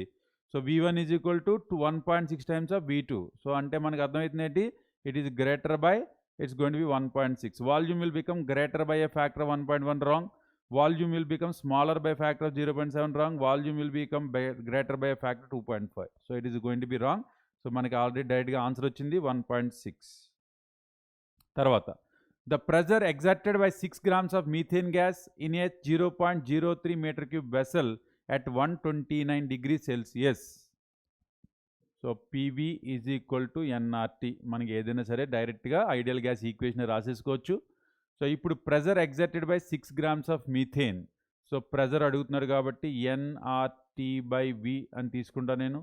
సో 6 grams ఆఫ్ మీథేన్ అంటున్నాడు కాబట్టి 6 by methane is molecular weight 16 and R value so అలా ఇచ్చారు 8.314 తీసుకోమన్నారు. So temperature 129. So 129 + 273. So it is approximately we are going to take 300. We are going to have 12, 1, 7, 8, 2, 10, 4. So 402 Kelvin. And the volume is going to be 0.03 meter cube. So ఇది మనకి ఇచ్చినటువంటి values. So డైరెక్ట్గా calculation చేస్తే answer వచ్చేస్తుంది. ఇక్కడ already నాకు answer తెలుసు కాబట్టి నేను వేసేస్తున్నాను ఇక్కడ 41648 PU. PA, not PU, Pascal. So దీన్ని మనకి 402 into 8, 4 into 8 32, 32 into 6. So approximately ఇక్కడ 16 4 పోతుంది కాబట్టి సో ఇక్కడ 2 times పోతుంది. సో మనకి 41648 పాస్కల్స్ అనేది ఇక్కడ వస్తుంది. ఎందుకంటే 8.314 జౌల్స్ అంటే pascal into that metre cube కాబట్టి ఆటోమేటిక్గా దాని ఆన్సర్ మనకి 8.314 తీసుకుంటే ఇక్కడ పాస్కల్స్లో ఆన్సర్ వస్తుంది. మనం ఏమి యూనిట్స్ కన్వర్ట్ చేయట్లేదు, డైరెక్ట్గా దాన్ని క్యాలిక్యులేట్ చేస్తే ఆన్సర్ వచ్చేదే మనకి వస్తుంది. తర్వాత what is the density of nitrogen gas at 227 degrees Celsius and 5 atmosphere pressure. So దీనికోసం మనకి P is equal to DRT/M, D is equal to PM/RT. ఈ రిలేషన్ తీసుకుంటే pressure 5, nitrogen gas 28, R value 0.08 and temperature 227. So 227 అంటే 227 + 73 is going to be 500 total. So it's going to be 500, 5 and this one is gone. So it is going to be 28/8. So approximately 4 point something. 3 point something. 3 8s are 24. So it's going to be 4. It's going to be coming 3.5.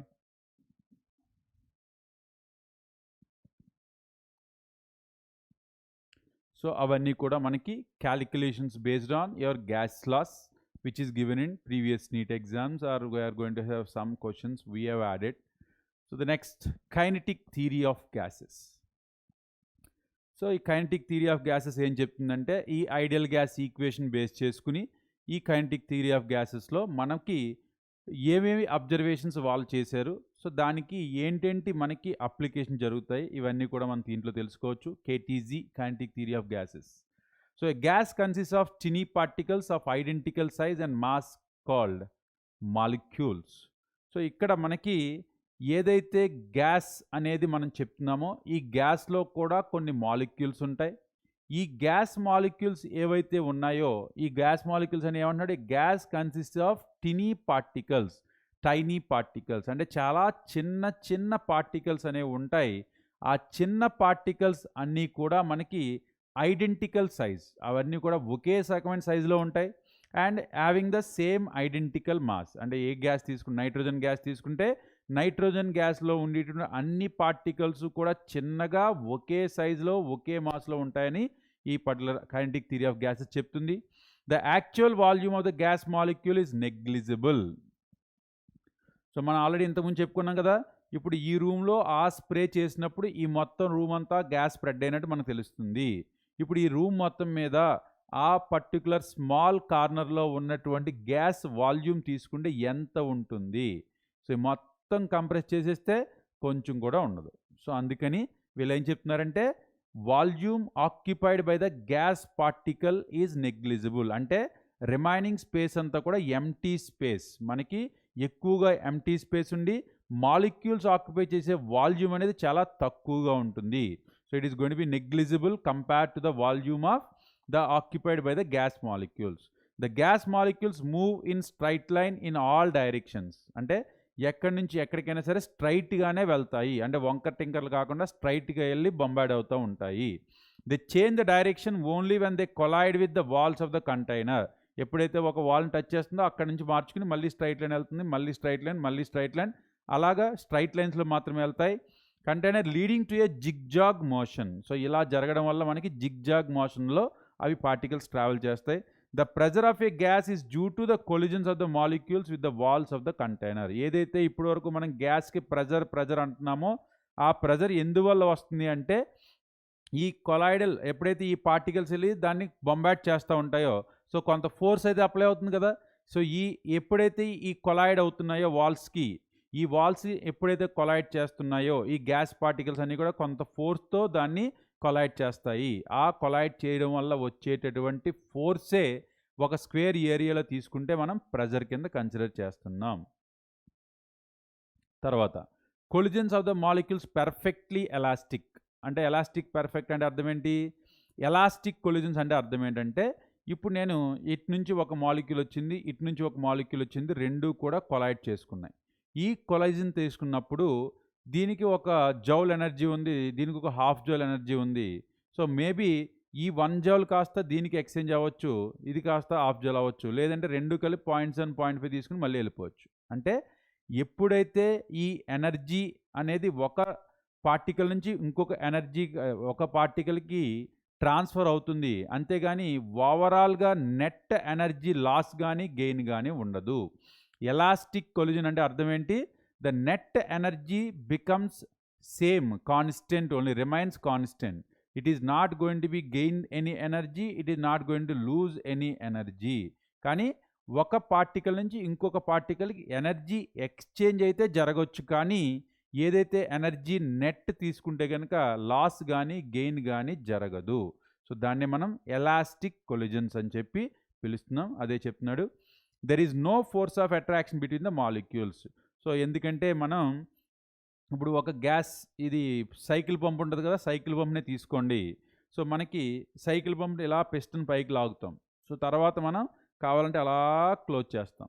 So మీరు ఎంత gas లోపల ఉందో తెలుసుకోవడానికి మీరు కావాలంటే చివరన ఏదైతే ఆ నాబ్ ఉంటుందో ఆ నాబ్ని క్లోజ్ చేసి ఈ పిస్టన్ తీసుకెళ్ళండి.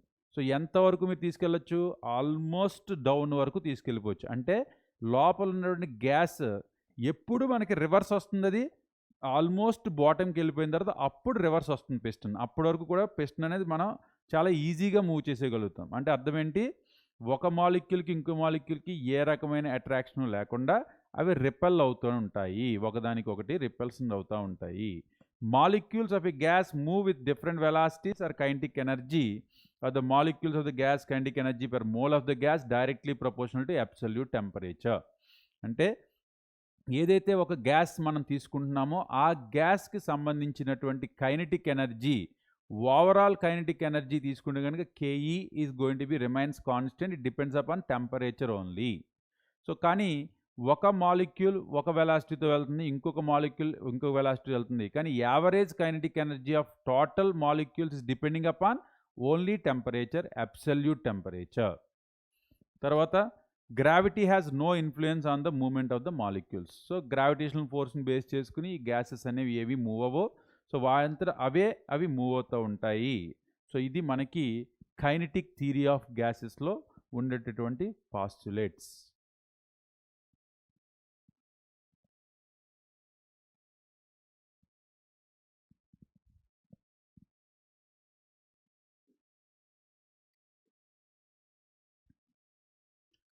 సో ఇప్పుడు కైనెటిక్ థియరీ ఆఫ్ గ్యాసెస్ ప్రకారం వాళ్ళు ఏం చెప్తున్నారంటే 1/3 mn(c²). సో మనకి PV is equal to NRT ఏదైతే మనకి ఈ ఐడియల్ గ్యాస్ ఈక్వేషన్తో వచ్చిందో వీళ్ళు దాన్ని యాక్సెప్ట్ చేయట్లేదు. సో వీళ్ళు ఏం చెప్తున్నారంటే PV is equal to 1/3 mn(c²). ఇది మనం కైనెటిక్ గ్యాస్ ఈక్వేషన్ అని చెప్పి పిలుస్తాం.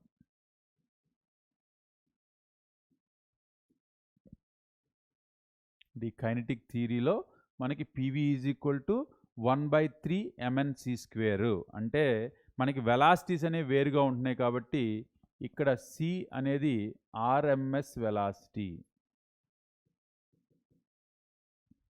సో ప్రతి మాలిక్యూల్కి కూడా డిఫరెంట్ వెలాసిటీ ఉంటాయి. Root mean square velocity. So అదే మనం వెలాసిటీస్ గురించి మళ్ళీ చూసుకుందాం మనం. So PV is equal to 1/3 mn(c²). So this is going to B RMS velocity will be taken into consideration. So దీన్నే మనకి m అంటే ఏంటి? The mass of each particle. Mass of each particle. n అంటే number of particles.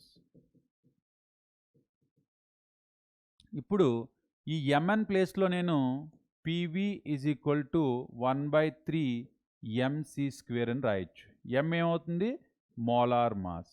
మనం ఏం చెప్పుకున్నాం? మనం 6.02 × 10⁻23 molecules ఉంటే కనుక దాని యొక్క మొత్తం మాస్ మాలిక్యులర్ మాస్.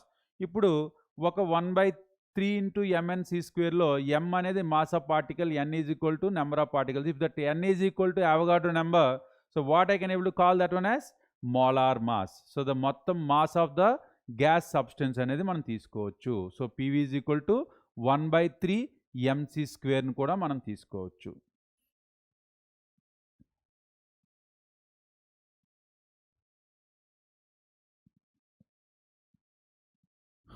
దీన్ని ఇంకా మాడిఫై చేసుకోవాలంటే P is equal to 1/3 × m/v(c²).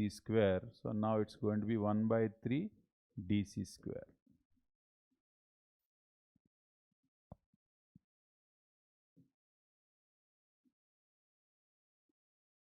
So మనకి కైనెటిక్ గ్యాస్ ఈక్వేషన్ని కావాలనుకుంటే PV ఈజ్ ఈక్వల్ టు 1/3 mn(c²)గా కానీ, లేదంటే PV ఈజ్ ఈక్వల్ టు 1/3 mc²గా కానీ, లేదంటే P ఈజ్ ఈక్వల్ టు 1/3 dc²గా కానీ. సో ఏ రకంగా అయినా సరే మనం వాడచ్చు.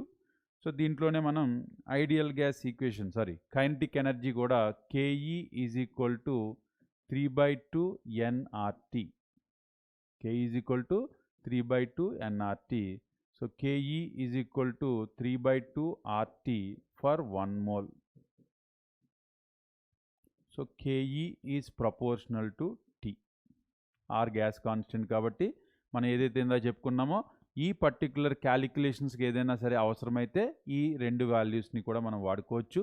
So PV is equal to 1/3 mn(c²) or PV is equal to 1/3 mc² or P is equal to 1/3 dc². ఏదైతే మనకి డేటా ఇచ్చాడో ఆ డేటాని బేస్ చేసుకుని మనం ఏ క్యాలిక్యులేషన్కి ఏ ఫార్ములా కావాలో ఆ ఫార్ములాని మనం వాడుకోవచ్చు.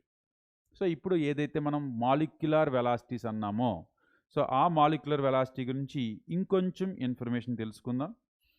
ఇక్కడ మనకి వెలాసిటీస్ తీసుకుంటే కనుక average velocity, RMS velocity, most probable velocity, ఇలా 3 రకాలు ఉన్నాయి. So first average velocity. Average velocity అంటే ఏం చెప్తాం మనం? ప్రతి మాస్ మాలిక్యూల్, ఏదైతే గ్యాస్ మాలిక్యూల్ తీసుకుంటున్నామో ప్రతి గ్యాస్ మాలిక్యూల్కి కూడా కొంత వెలాసిటీ అనేది కంపల్సరీ ఉంటుంది. ఆ వెలాసిటీ ఏదైతే ఉంటుందో ప్రతి దానికి కూడా U1 U2 అంటే N1 పార్టికల్కి U1 velocity, N2 పార్టికల్స్కి U2 particles ఉంటే కనుక ఈ average velocity is equal to so N1 U1 plus N2 U2 plus N3 U3 by N1 plus N2 plus N3. So ఈ రకంగా మనం డిఫైన్ చేయొచ్చు. ఈ average velocity U average is equal to √8RT/πm or PV is equal to nRT. అందుకని RT ప్లేస్లో PV పెట్టచ్చు, √8PV/m. Or density is equal to m/v is density, √8P/πd. So a particular రిలేషన్లో అయినా సరే మనం దీన్ని వాడచ్చు. √8RT/πm are √8PV/πm or it is equal to √8P/πd. So ఇవన్నీ కూడా మనం ఈ పర్టికులర్ రిలేషన్ అనేది వాడచ్చు. So the next one, root mean square velocity.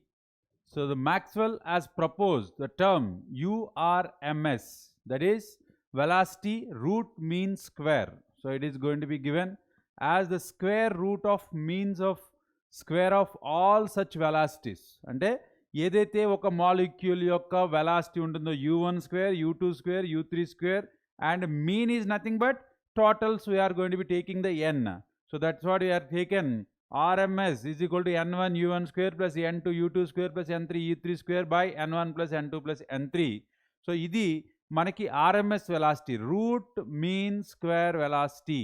So that's what square root of means of square of all such velocities. That's what they given. URMS is equal to root over 3 RT by m. RT is equal to P, that's a root over 3 PV by m, and it is equal to root 3P by T. So that's what we are going to be having about the root mean square velocity. Next we are having most probable velocity. So most probable velocity is going to be having velocity which is possessed by maximum number of molecules. అంటే ఏదైనా ఒక gas తీసుకుని అందులో ఉన్నటువంటి maximum number of molecules ఎంత అయితే వెలాసిటీని propose చేస్తే వాటిని most probable velocity. Average velocity అంటే మొత్తం అన్ని మాలిక్యూల్స్ తీసుకునే వెలాసిటీని యావరేజ్ చేసుకునే average velocity. Root mean square velocity ante we are going to take the squares of roots of mean of velocities are taken as RMS velocity. And the next one is going to be most probable velocity. Ante ekkuva molecules, ekkuva probability of molecules chubinche velocity edaithe undo danni most probable velocity antam.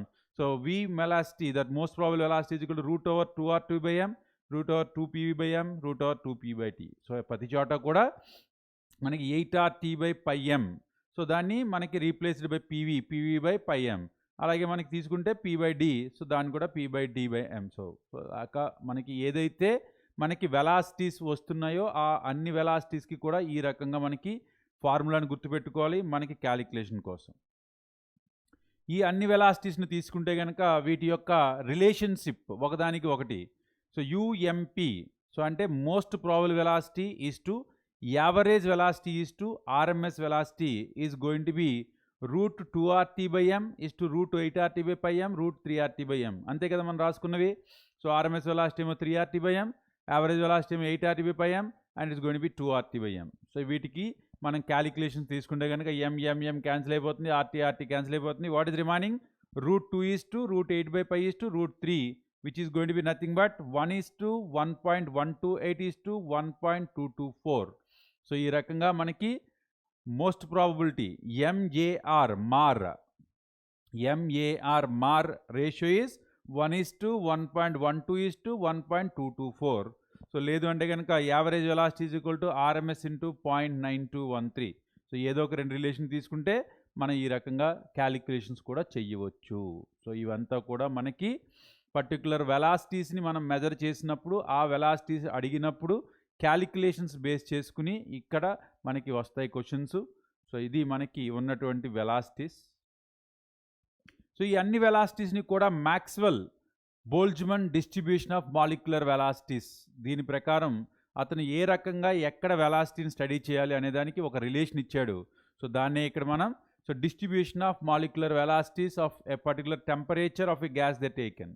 So molar mass and the temperature of the mass. So according to Maxwell, we are going to be having, so P is equal to 4 pi into m by 2 pi RT whole power 3 by 2 into e power minus mc square by 2 RT into c square. So ఈ రకంగా మనకి relation అనేది ఈ Maxwell ఇచ్చాడు. So ఇంత depth వరకు మనకి neat కోసం అవసరం లేదు. సో జస్ట్ మనకి కర్వ్స్ మాత్రం తెలుసుకుంటే చాలు. Maxwell Boltzmann distribution of molecular velocities curve మనకి అబ్జర్వ్ చేసినట్లయితే కనుక ఇక్కడ UMPS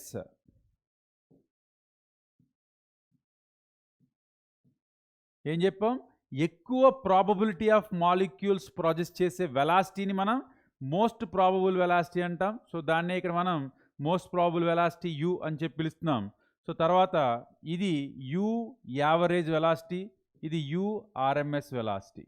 సో మనం ఎప్పుడైనా సరే తీసుకుంటే కనుక most probable velocity peak T1 and T2.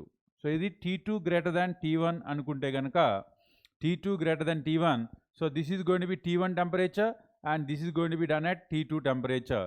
So as temperature is going to be increasing, so T2 greater than T1 we are going to be taking. So now the temperature when we are taking the T1 and when we are taking the temperature T2, so T2 is going to be greater than T1. So the velocities, if you can observe, so what's going to be happen? The MPS is going to be here and the average velocity is here and RMS velocity is going to be here. Now only most probable velocity if you are going to be considering, so you can able to get the peak is going to be like this. So that's what we are able to take the squares of the temperatures we are going to be having. So what we can able to get make this one. So as we are going to be having the temperature is going to be at constant and the most probable velocity peak is going to be coming a bit left hand side, we can able to observe. So what we can able to say this one, whenever we are going to be taking the velocities are going to be increasing slowly, it is going to be gradually highest velocity and lowest velocity fractions are going to be very less. So when you are going to take small fraction, it is going to be having highest one. So there we are going to be having very small. So middle one we are going to be having very much high fraction of molecules are going to be possessing. That's what we given there. Very small fraction of the molecules possess either very small velocity or very high velocity. కానీ most average velocities అయితే మాత్రం మనకి ఎక్కువ fraction అనేది మనకు కనిపిస్తుంది. So అది మనకి ఇక్కడ చూసేటటువంటి మాలిక్యూల్స్ని గ్రాఫ్లో మనకి అర్థం చేసుకోవాల్సినటువంటి Maxwell Boltzmann distribution curves. So ఇదంతా కూడా మనకి డిస్ట్రిబ్యూషన్ ఎలా జరుగుతుంది గ్యాస్ మాలిక్యూల్స్కి వెలాసిటీ అనే దానికోసం అర్థం చేసుకోవడానికి మనకి ఈ పర్టికులర్ గ్రాఫ్స్ ఉపయోగపడతాయి.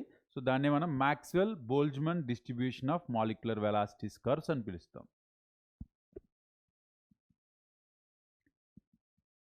సో ఇదే దాన్ని మనం ఇంకొంచెం క్లియర్గా అంటే స్పీడ్ గురించి తర్వాత పర్సంటేజ్ ఆఫ్ మాలిక్యూల్స్ గురించి తీసుకుంటే కనుక మాలిక్యులర్ వెయిట్ ఇందాక చూసింది మనకి టెంపరేచర్ వేరియేషన్, ఇప్పుడు మనం చూస్తుంది మాలిక్యులర్ వెయిట్ వేరియేషన్స్. సో ఇక్కడ M1, M2, M3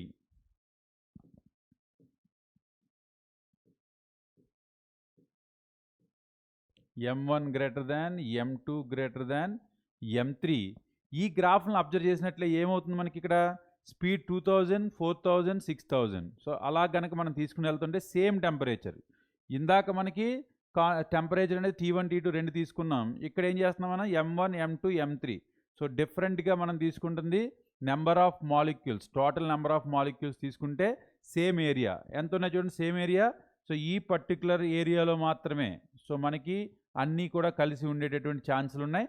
సో మిగిలిన అన్నీ కూడా డిస్ట్రిబ్యూట్ అయిపోయి ఉంటున్నాయి ఇక్కడ. So any temperature the area under the curve remains the same area which represents the total number of molecules. అంటే total number of molecule represent area ఎప్పుడు కూడా కాన్స్టెంట్గానే ఉంటుంది. కానీ ఒక్కొక్క దానికి తీసుకుంటే కనుక మనకి డిఫరెంట్ ఏరియాస్ అనేవి కనిపిస్తూ ఉంటాయి. సో ఇది మనకి Boltzmann distribution curves molecular weight డిఫరెన్స్కి అండ్ టెంపరేచర్ డిఫరెన్స్కి తీసుకునేది.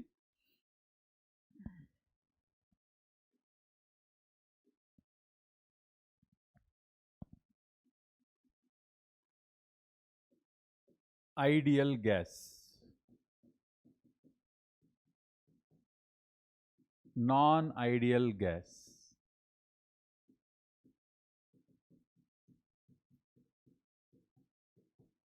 సో వెలాసిటీస్ సంబంధించి అయిపోయిన తర్వాత మనకి ఇప్పుడు గ్యాస్ని దేన్ని ఐడియల్ గ్యాస్ అంటాం, దేన్ని నాన్ ఐడియల్ గ్యాస్ అంటాం. So ideal gas which is going to be following PV is equal to NRT, non ideal gas PV is not equal to NRT. So ఈ రకంగా మనం ఏదైనా ఒక గ్యాస్కి ఐడియల్లా నాన్ ఐడియల్లా అని చెప్పడానికి ఈ పర్టికులర్ గ్యాస్ ఈక్వేషన్ వాడతాం. PV is equal to NRT, that gas is going to be called as ideal gas. If it is PV not equal to NRT, it's going to be called as non ideal gas. ఇప్పుడు ఏదైతే gas మనకి ఐడియల్గా ఉంటుంది, ఏ gas అయితే మనకి non ఐడియల్గా ఉంటుంది అనేది చెప్పడం కోసం గ్యాస్ ఈక్వేషన్ ఉంది. అసలు దీని నుంచి ఎందుకు డివియేట్ అవుతున్నాయి, ఈ particular PV is equal to NRT అనేదాన్ని ఏ గ్యాస్ కూడా ఫాలో అవ్వట్లేదు. మనకు తీసుకుంటే కనుక అన్ని గ్యాసెస్లు కూడా ఏ గ్యాస్ కూడా ఈ PV is equal to NRT అనే ఈక్వేషన్ ఫాలో అవ్వట్లేదు, అన్నీ కూడా ఇవి డీవియేట్ అవుతున్నాయి. సో అందుకోసం మనకి నేచర్లో no gas is ideal, no gas is ideal అని ఒక స్టేట్మెంట్ పాస్ చేయొచ్చు. కానీ ఈ స్టేట్మెంట్లో మనం ఎలా చెప్పాలి ఐడియల్ గ్యాస్కి నాన్ ఐడియల్ గ్యాస్కి ఎందుకు ఇలా బిహేవియర్ డిఫరెంట్గా చూపిస్తుంది సో అనే దాన్ని ఎక్స్ప్లెయిన్ చేయడం కోసమే మనం ఇప్పుడు ఐడియల్ గ్యాస్ బిహేవియర్ నుంచి డీవియేషన్ తీసుకుంటే కనుక ఇప్పుడు పి వర్సెస్ పివి మనం ఏం చెప్పుకున్నాం ఫస్ట్ బాయిల్స్ లా ప్రకారం it should be constant. Ideal gas తీసుకుంటే కనుక పివి వర్సెస్ పి అనే గ్రాఫ్ ఏదైతే ఉందో అది స్ట్రైట్ లైన్ సో కాన్స్టెంట్గా ఉండాలి. ఎందుకంటే పివి వర్సెస్ వి అనేది ఎప్పుడు కూడా మారకూడదు. పి వర్సెస్ పి అనేది అలాగే ఉండాలి. సో అలా ఉన్నప్పుడు దాన్ని ఐడియల్ గ్యాస్ అనొచ్చు. కానీ ఏ గ్యాసు కూడా ఈ particular PV versus P ideal gas చూపించట్లేదు. కానీ కొన్ని గ్యాసెస్ మాత్రం కొంచెం దగ్గరగా ఇప్పుడు హీలియం తీసుకోండి. హీలియం అనేది ఆల్మోస్ట్ సిమిలర్గా ఉంది. తర్వాత H2 అనేది సిమిలర్గా ఉంది. సో ఫస్ట్ CH4 కానీ CO కానీ తీసుకుంటే ఇవి తక్కువగా చూపించి తర్వాత ఒకేసారి గ్రాడ్యువల్గా పెరిగినాయి. సో ఆల్మోస్ట్ మనకి ఇక్కడ అప్లై చేసినట్లయితే కనుక లో ప్రెజర్ తక్కువగా ఉన్నప్పుడు ఈ ఏరియా మొత్తం తీసుకుంటే కనుక ఐడియల్ బిహేవియర్ చూపిస్తున్నాయి. ఐడియల్ గ్యాస్ బిహేవియర్ చూపిస్తున్నాయి. ఎప్పుడైతే ప్రెజర్ పెరుగుతుందో ఈ ఐడియల్ గ్యాస్ నుంచి వాటి యొక్క బిహేవియర్ అనేది మారిపోతుంది. ఈ బిహేవియర్ అనేది మారిపోతుంది. సో అది మనకి ఐడియల్ గ్యాస్ నుంచి ఎందుకు బిహేవియర్ డిఫరెంట్గా ఉంటుందని తెలియడానికి ఈ పర్టికులర్ కండిషన్ ఏదైతే ఉందో మనకి గ్రాఫ్ అప్లై చేస్తున్నాం. సో పివి వర్సెస్ పి ఈ పర్టికులర్ కండిషన్ మనం అబ్జర్వ్ చేసినట్లయితే కనుక ఈ అన్ని గ్యాస్లకి కూడా కొంచెం లో ప్రెజర్ దగ్గర ఆల్మోస్ట్ సిమిలర్గా ఉన్నాయి. ఎక్కడైతే హై ప్రెజర్కి వెళ్తుందో ఇది డీవియేషన్ ఎక్కువైపోతుంది. అదే ఇక్కడ కూడా మనం తీసుకుంటే ప్రెజర్ వర్సెస్ వాల్యూమ్ పారాబోలా చెప్పుకున్నాం. సో ఇక్కడ ఏం జరుగుతుంది మనకి రియల్ గ్యాస్ వచ్చేసరికి ఈ particular white line and ideal gas వచ్చేసరికి రెడ్ లైన్. సో ఇక్కడ మనకి తక్కువగా ఎప్పుడైతే ప్రెజర్ తక్కువగా ఉంటుందో ఆల్మోస్ట్ సిమిలర్గా కనిపిస్తున్నాయి. ఎక్కడి నుంచి డీవియేషన్ అనేది మారిపోతూ ఉంటుంది. సో ఈ రెండింటి నుంచి కూడా మనకి లో ప్రెజర్స్ దగ్గర కొంతవరకు కూడా మనకి ఐడియల్ గ్యాసెస్ కింద బిహేవ్ చేయడానికి ఛాన్సెస్ ఉన్నాయి. ఏవైతే ఐడియల్ గ్యాస్ కింద బిహేవ్ చేస్తున్నాయో వాటిని ఐడియల్ గ్యాస్ కంటాం. సో దానికి కాకుండా ఉండే వాటిని రియల్ గ్యాస్ అని చెప్పి పిలుస్తున్నాం మనం. సో ఈ రియల్ గ్యాస్ ఐడియల్ గ్యాస్ బిహేవియర్ని మనం దీంట్లో మనం అర్థం చేసుకోవచ్చు. ఏవి కూడా ప్యూర్ ఐడియల్ గ్యాస్ కింద మాత్రం పని చేయటం లేదు. ప్యూర్ ఐడియల్ గ్యాస్ కింద వర్క్ చేయటం లేదు. ఇటువంటి ఐడియల్ గ్యాస్ ఈక్వేషన్ దే గ్యాస్కి అప్లై కానప్పుడు మనకి ఆ గ్యాస్ ఈక్వేషన్ తోటి ఏమీ పని లేదు. ఎందుకంటే మనకి ఏదైనా ఇప్పుడు నేచర్లో ఉన్నటువంటి ఒక గ్యాస్కి ఈ రకమైన బిహేవియర్ ఉంది అని చెప్తే అదొక ఉపయోగం. సో ఎప్పుడైతే బిహేవియర్ దేనికి లేదో సో దానికి ఒక కొత్త గ్యాస్ ఈక్వేషన్ కావాలి. దాన్నే van der Waals equation is going to be given. So he is going to be correcting. అంటే యాక్చువల్గా మనకి కైనెటిక్ థియరీ ఆఫ్ గ్యాసెస్లో ఏం చెప్పుకున్నాం మనం, ఎప్పుడైతే PV = nRTలో మనం చెప్తున్నామో అక్కడ ఏం చెప్తున్నాం మనం, ప్రెజర్ అనేది అక్కడ వాల్యూమ్కి ఈ ప్రెజర్కి ఈ రెండింటికి కూడా కొంత కరెక్షన్ ఉంది అంటాడు. ఏది వాన్ డెర్ వాల్ అతను. సో ఆ కరెక్షన్స్ చేసి పెడితే కనుక ఈ particular ideal gas equation a bit modification we can able to apply for any gas అనేది ఈ వాన్ డెర్ వాల్ యొక్క విశ్లేషణ అనాలసిస్. సో దానికోసం ఈ particular van der Waals gas equation మనం ఏమంటామంటే van der Waal real gas equation. ఎందుకంటే మనకి నేచర్లో ఏది కూడా ఐడియల్ గ్యాస్ కాదు. అందుకని మనం ఇప్పుడు దీన్ని ఏమని పిలుస్తాం, మనం రియల్ గ్యాస్ ఈక్వేషన్ అని పిలుస్తాం. ఈ పర్టికులర్ రియల్ గ్యాస్ ఈక్వేషన్లో pressure correction. So pressure correction అనేది ఎలా జరుగుతుంది? సో ప్రెజర్ కరెక్షన్ తీసుకుంటే ఇప్పుడు మనకి ideal pressure PI = P real plus P. అంటే ఈ రియల్ గ్యాస్కి ఈ ప్రెజర్ని కలిపినప్పుడు ఆ ఐడియల్ గ్యాస్లోకి మనం పెట్టవచ్చు. సో ఏం కరెక్షన్ చేస్తున్నాడు? Now P is proportional to N/V² which is equal to AN²V². అంటే A అనేది ఇతను వాడేటటువంటి కాన్స్టెంట్.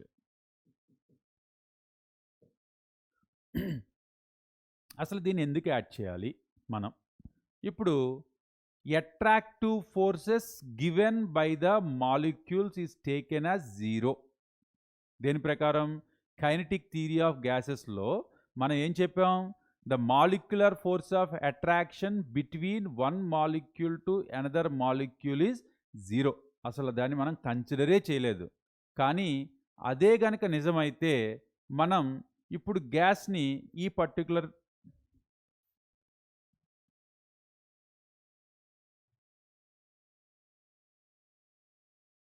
ఇప్పుడు గ్యాస్ ఇక్కడ ఉంది. నేను ఈ పర్టిక్యులర్ పిస్టన్ ఏదైతే ఉందో దీన్ని ఇక్కడ వరకు ప్రెజరైజ్ చేశాను. సో పిస్టన్ ఇక్కడ వరకు చేశాను. సో ఎందుకంటే అప్పటి వరకు మాలిక్యూల్స్ అనేవి చాలా దూరంగా ఉన్నాయి. ఇప్పుడు దగ్గరికి వచ్చినాయి. సో ఇక్కడ ఫస్ట్ మాలిక్యూల్స్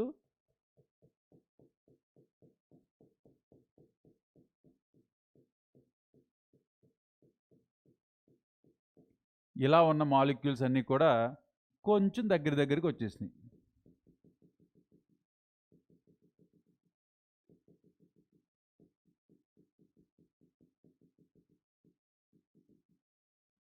సో ఇప్పుడు ఇంకా దగ్గర తీసుకొచ్చాం. సో ఇప్పుడు దగ్గర తీసుకొచ్చిన ఏమవుతుంది, ఈ పర్టిక్యులర్ మాలిక్యూల్స్ అన్నీ కూడా లిక్విఫై అయిపోతాయి.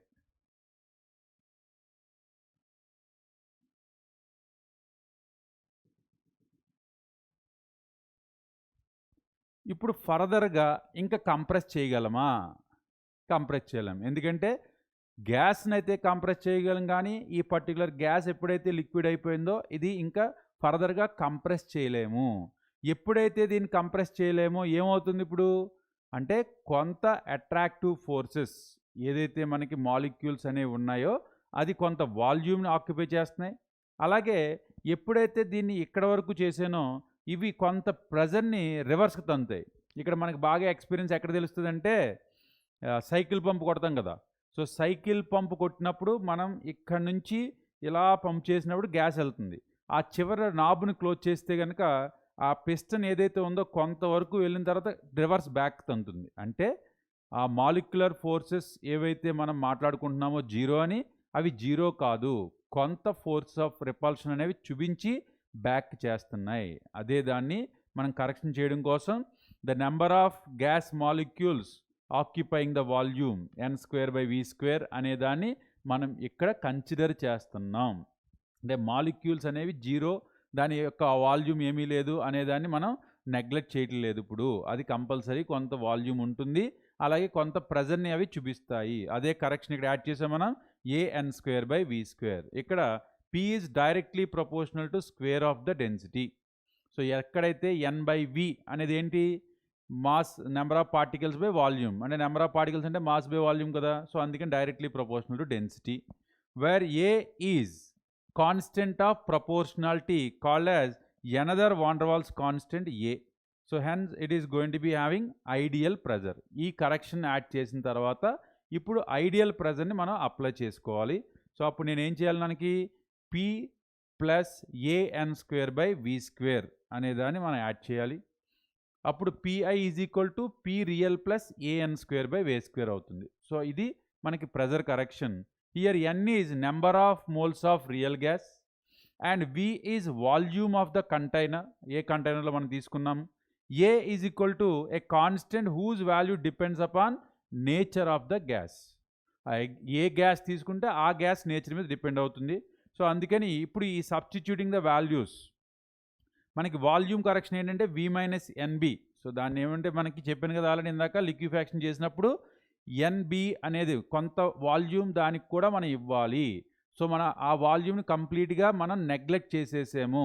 సో అలా నెగ్లెక్ట్ చేయకూడదు, కొంత వాల్యూమ్ అది ఆక్యుపై చేస్తుందని తీసుకోవాలి. సో దాన్ని మనం V - NB, P + an²/v² into V - NB = nRT. ఈ పర్టికులర్ దాన్ని మనం van der Waals gas equation, van der Waal gas equation అని చెప్తాం. So A is the measure of magnitude of intermolecular attractive forces within the gas and it's going to be independent of temperature and pressure. So ఏదైతే constant A ఉందో that is going to be representing the magnitude of attractive force. అదే చెప్పాను కదా, మనం కంప్లీట్గా attractive forces zero అంటున్నాం, కానీ ఇప్పుడు అట్రాక్టివ్ ఫోర్సెస్ ఉన్నాయి అనేది కన్సిడర్ చేసుకుని ప్రెజర్ని కరెక్ట్ చేశాడు. అలాగే మాలిక్యులర్ స్పేస్ అంటే ఏదైతే మనం compare to the space occupied by the empty space and the space occupied by the molecules is negligible అని చెప్పేసుకున్నాం. అది నెగ్లిజిబుల్ అయితే కనుక లిక్విఫాక్షన్ జరిగి ఎక్కడి నుంచి ఆ లిక్విడ్ వాల్యూమ్ వచ్చింది అనే దాన్ని కన్సిడర్ చేసుకుని వి మైనస్ ఎన్బి అనే కరెక్షన్ వాల్యూమ్కి యాక్ట్ చేశారు. ప్రెజర్కి AN²/V². సో ఈ రెండు కూడా కరెక్షన్ చేసిన తర్వాత వచ్చినటువంటి ఈ గ్యాస్ ఈక్వేషన్ ఏదైతే ఉందో ఇది అన్ని గ్యాసులకి కూడా అప్లై అవుతుంది. ఏదైతే అప్లై అవుతుందో దాన్ని రియల్ గ్యాస్ అంటాం, కానిటువంటిది నాన్ రియల్ గ్యాస్ అంటాం. సో ఇది కూడా అన్నిటినీ ఫాలో అవ్వాలని లేదు. సో కానీ ఏదైతే మనం కరెక్షన్స్ ఇప్పుడు యాడ్ చేసామో ఈ కరెక్షన్స్ యాడ్ చేసిన తర్వాత అట్లీస్ట్ ద PV = NRT అనేది దేనికి అప్లై చేయకుండా పోయింది. కానీ ఏదైతే ఈ van der Waal gas equation ఉందో ఇది కొన్నిటికి పనిచేస్తుంది. సో అందుకోసం దీన్ని van der Waal real gas equation అని చెప్పి పిలుస్తాం మనం. సో ఇక్కడ ఏదైతే కరెక్షన్ మనం చేసాడో unit of A and unit of B. So atmosphere litre per mole, ఎందుకంటే AN²/B² కదా. అలాగే యూనిట్స్ ఆఫ్ B ఏంటి లీటర్/mole, ఎందుకంటే V-NB.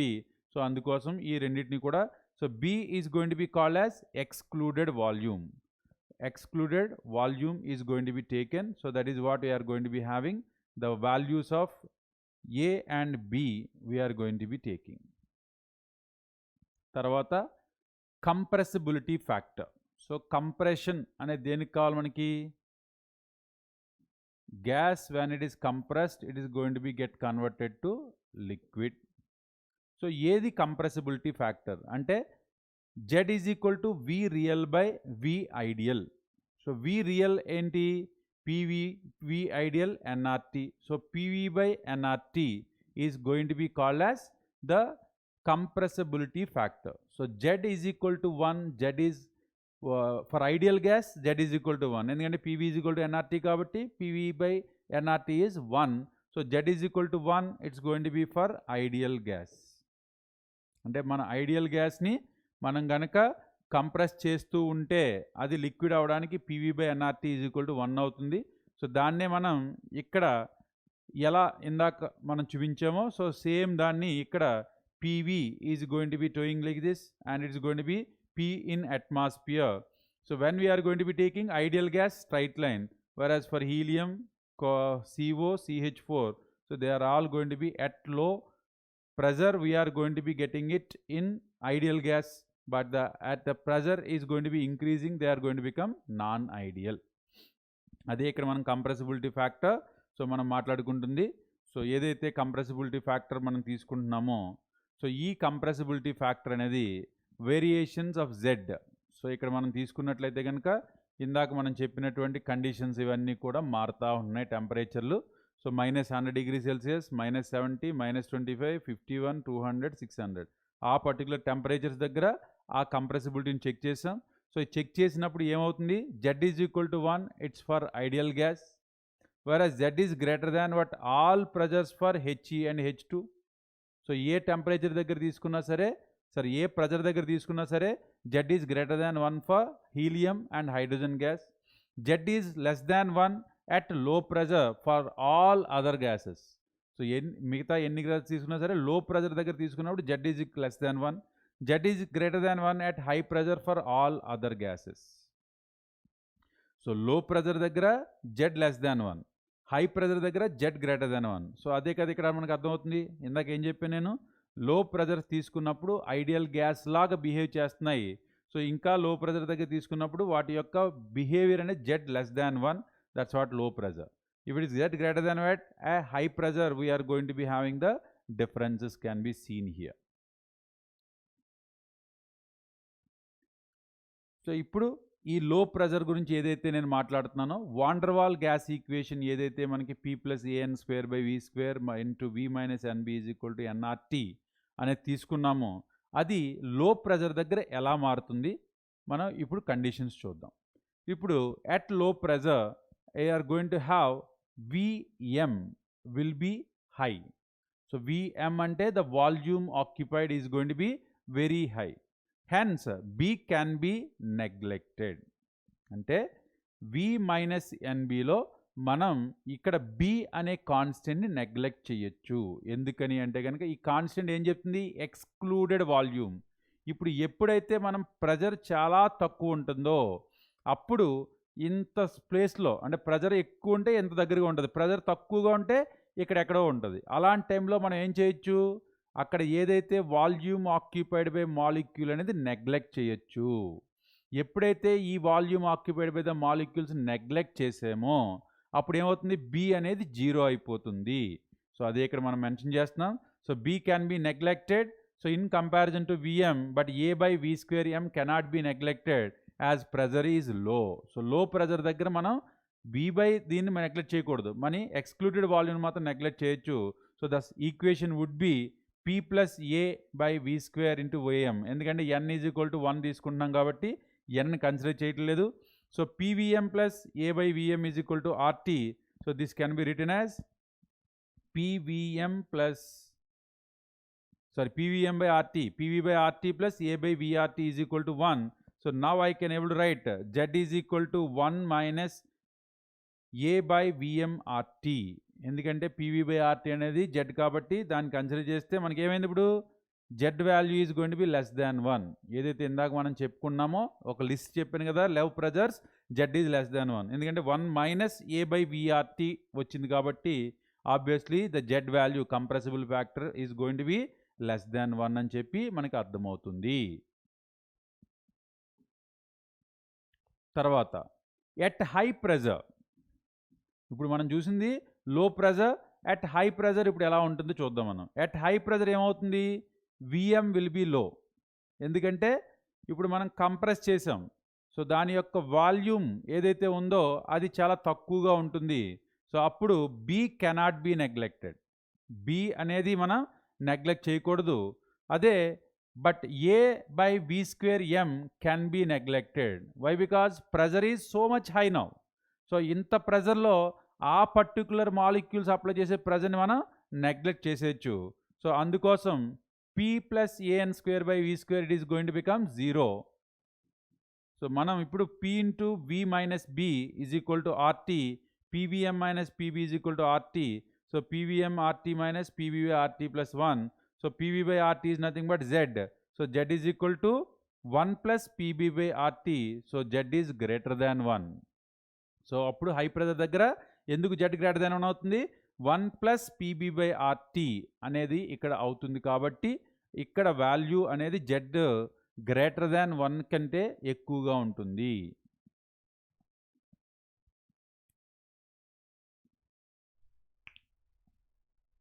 సో ఈ పర్టికులర్ ఏదైతే కంప్రెసిబిలిటీ గురించి మాట్లాడుకుంటున్నామో దీని నెక్స్ట్ స్టెప్ ఎక్స్టెన్షన్ ఏంటంటే లిక్విఫాక్షన్ ఆఫ్ గ్యాసెస్. అంటే గ్యాసెస్ ఎక్కడ లిక్విఫాక్షన్ అవుతుంది. సో ఆండ్రూస్ అనే సైంటిస్ట్ CO2ని తీసుకుని ఈ ఎక్స్పెరిమెంట్ చేశాడు. మనకి జనరల్గా ఈ ఎక్స్పెరిమెంట్ పక్కన పెడితే అసలు గ్యాస్ ఎలా లిక్విఫై అవుతుంది, ఇప్పుడు హెట్ హై టెంపరేచర్ గ్యాస్ లిక్విఫై అవుతుందా? అవ్వదు. ఎందుకంటే థర్మల్ ఎనర్జీ అనేది చాలా ఎక్కువగా ఉంటుంది. అంత ఎక్కువగా థర్మల్ ఎనర్జీ ఉన్నటువంటి గ్యాస్ మాలిక్యూల్స్ అసలు దగ్గరికి రావు. అంత దగ్గరగా రానటువంటి మాలిక్యూల్స్ ఎప్పుడు కూడా ఎటర్ మాలిక్యులర్ ఫోర్స్ పెంచుకోవు. మనం ఏం చెప్పాం, సాలిడ్ లిక్విడ్ గ్యాస్కి high thermal energy, low intermolecular forces. ఎప్పుడైతే ఈ థర్మల్ ఎనర్జీ తగ్గి ఈ మాలిక్యూల్స్కి మాలిక్యులర్ ఫోర్స్ ఆఫ్ అట్రాక్షన్ పెరుగుతాయో అప్పుడు ఒక మాలిక్యూల్ ఇంకొక మాలిక్యూల్ దగ్గరికి చేరి గ్యాస్ నుంచి లిక్విడ్కి వస్తుంది. ఫర్దర్గా ఇంకా దగ్గరికి చేరితే ఈ పర్టికులర్ లిక్విడ్ అనేది సాలిడ్ కింద మారుతుంది. ఇది మనకి ఉన్నటువంటి మామూలు ప్రాసెస్. లిక్విఫాక్షన్ ఆఫ్ గ్యాసెస్లో మనం టెంపరేచర్ తగ్గుతూ వస్తే అప్పుడు థర్మల్ ఎనర్జీ అనేది తగ్గి మూమెంట్ ఆఫ్ పార్టికల్స్ తగ్గి ఒకదానికి ఇంకొక దానికి మాలిక్యూల్ అనేది దగ్గరికి చేరుతుంది. చేరిన తర్వాత అప్పుడు ఇంటర్మాలిక్యులర్ ఫోర్సెస్ డెవలప్ అయ్యి అది గ్యాసియస్ స్టేట్ నుంచి లిక్విడ్ స్టేట్కి మారుతుంది. ఇది జనరల్గా మనకి తెలుసుకున్నట్టు ప్రాసెస్. ఇప్పుడు ఈ ఆండ్రూస్ అనే సైంటిస్ట్ ఏం చేశాడంటే CO2 గ్యాస్ని తీసుకుని దీన్ని కంప్రెస్ చేయడం మొదలుపెట్టాడు. సో దాని తాలూకా కండిషన్స్ ఏంటి అవన్నీ కూడా మనం ఈ particular van der Waal equation ఎక్స్టెన్షనే మన కండిషన్స్ ఫర్ లిక్విఫాక్షన్ కింద తీసుకుంటున్నాం. ఇప్పుడు ఇక్కడ ఏదైతే మనం చెప్తున్నామో మనం ఏమేమి తీసుకున్నాడు ఇక్కడ, pressure and volume. So volume pressure తీసుకుని టెంపరేచర్ని మారుస్తూ ఉన్నాడు. సో మార్చినప్పుడు ఇక్కడ ఏమేమి జరుగుతున్నాయి అనే దాన్ని ఇక్కడ మనం ఎక్స్ప్లెయిన్ చేస్తున్నాం. ఇక్కడ మనకి అబ్జర్వ్ చేసినట్లయితే కనుక first at temperature T4. So T4 greater than T3 greater than T2 greater than T1. ఇది మనకి మైండ్లో పెట్టుకోండి. ఇప్పుడు T4 టెంపరేచర్ దగ్గర అసలు లిక్విఫాక్షన్ జరుగుతుందా? హైయెస్ట్ టెంపరేచరు లిక్విఫాక్షన్ జరగదు. సో అందుకని కంప్లీట్గా మనకి గ్యాస్ స్టేట్లోనే ఉంది. తర్వాత temperature when you're taking T3. So ఇక్కడ మనకి 3 కండిషన్స్ ఉన్నాయి. Critical temperature, critical pressure, critical volume. వీటిని మనం క్రిటికల్ కాన్స్టెంట్స్ అంటాం. సో ఈ మూడింటిని కూడా మనం critical constants. So the temperature above which liquefaction of gas will not takes place. అంటే ఏ టెంపరేచర్ కంటే ఎక్కువ ఉంటుందో అక్కడ లిక్విఫాక్షన్ అనేది ఇంకా జరగదు. So the temperature below which liquefaction takes place, that is called as critical temperature. A temperature దగ్గర అయితే ఫస్ట్ టైం లిక్విఫాక్షన్ అనేది స్టార్ట్ అవడం జరుగుతుందో ఆ పర్టికులర్ టెంపరేచర్ని క్రిటికల్ టెంపరేచర్ అని చెప్పి పిలుస్తాం. ఈ క్రిటికల్ టెంపరేచర్ దగ్గర అప్లై చేయబడినటువంటి ప్రెజర్ ఏదైతే ఉందో దాన్ని క్రిటికల్ ప్రెజర్ అంటాం. సో ఇది క్రిటికల్ టెంపరేచర్. సో దీన్ని నేను క్రిటికల్ వాల్యూమ్ అంటాను. So the volume, so the temperature is going to be called as critical temperature. That critical temperature at which the pressure maintained is called as critical pressure, and the volume which is maintained is called as critical volume. ఈ మూడు కూడా critical constants. ఈ particular critical constant దగ్గర మాత్రమే మనకి liquefaction జరుగుతుంది, కానీ అంతకంటే ఎక్కువ టెంపరేచర్ దగ్గర లిక్విఫాక్షన్ జరగదు. అంతకంటే తక్కువ టెంపరేచర్ దగ్గర మాత్రమే జరుగుతుంది. అదే మనకి ఈ గ్రాఫ్లో తీసుకుంటే కనుక T3 తీసుకున్నప్పుడు మనకి ఏమవుతుంది, ఫస్ట్ టైం ఈ పర్టికులర్ కండిషన్స్లో మనకి ఏమీ లేదు. ఈ గ్రాఫ్ ఏదైతే మనకి అప్లై చేస్తున్నామో ఇక్కడ చూడండి, ఇప్పుడు ఇది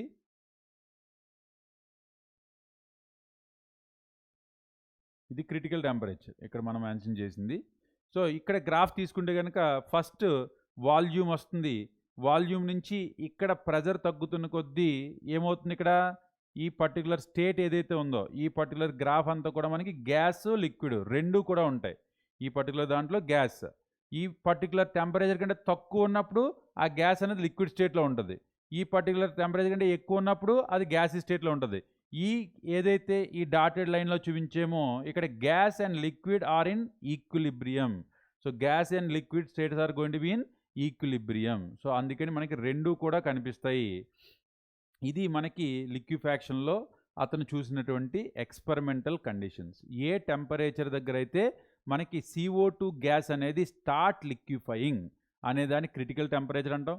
సో ప్రతి గ్యాస్కి కూడా ఒక క్రిటికల్ టెంపరేచర్ ఉంటుంది. ఏ గ్యాస్కి అయితే క్రిటికల్ టెంపరేచర్ ఎక్కువగా ఉంటుందో అది ఈజీ టు లిక్విఫై. జనరల్గా మనకి అమ్మోనియా గ్యాస్ అనేది ఈజీగా లిక్విఫై అయిపోతుంది because of it's critical temperature is so much high. Hydrogen is going to have very less critical temperature, so that's why the liquefaction of hydrogen is tough. So andukani liquefiability is directly proportional to Tc అని చెప్పి మనం చెప్పొచ్చు. So ఏదైనా ఒక gas లిక్విఫైబిలిటీ అవ్వాలంటే కనుక liquefaction. So ఇది easy. Critical temperature value ఎక్కువ ఉంటే దాన్ని ఈజీగా లిక్విఫై చేసేయచ్చు. అదే క్రిటికల్ టెంపరేచర్ తక్కువగా ఉంటే దాని లిక్విఫాక్షన్ అనేది టఫ్ అవుతుంది. సో అనేది మనం ఇక్కడ అర్థం చేసుకోవాల్సినటువంటి గ్రాఫ్ నుంచి. ఓకేనా? సో ఇవంతా కూడా మనకి ఆండ్రూస్ అని ఈ ఐసోధర్మ్ టెంపరేచర్ అనేది కాన్స్టెంట్గా ఉంటే ప్రెజర్ని వాల్యూమ్ని మారుస్తున్నారు కాబట్టి దీని ఐసోధర్మ్ అంట. సో ఈ ఆండ్రూస్ ఐసోధర్మ్లో మనకి 3 కండిషన్స్ తెలిసినాయి. వాటి critical temperature, critical pressure and it is going to be having the critical volume. ఈ క్రిటికల్ టెంపరేచర్ సంబంధించి Tc is equal to 8a/27 RB. దీనికి ఇంకోటి PC critical pressure is equal to a/27b². VC is equal to 3b. ఈ particular experimental కండిషన్స్ని base చేసుకుని ఈ values A, B ఏంటివి? Van der Waal gas constant. If A is more, liquefaction is easy. That is going to be applicable from this one. If A is more, Tc is more. అందుకని ఏదైతే van der Waal constant ఏ అంటున్నాడో ఆ ఏ value కనుక పెరిగితే ఈ particular critical temperature value ఎక్కువ ఉన్నట్టు. అది ఎక్కువ ఉంటే అది ఈజీగా లిక్విఫాక్షన్ అయిపోతుంది అని అర్థం. అదే PC is equal to A, ఇందులో కూడా మనకు అదే తెలుస్తుంది. So VC is equal to 3b.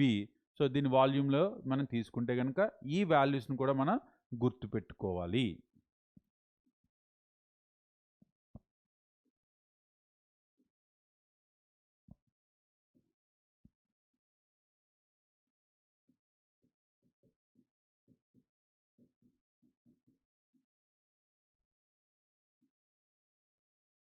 So ఇప్పుడు ఈ పీసీవీసీ ఈ వాల్యూస్ని కనుక మనం అక్కడ సబ్స్టిట్యూట్ చేసినట్లయితే మనకు ఫైనల్గా వచ్చేది PCVC is equal to 3/8 RTC.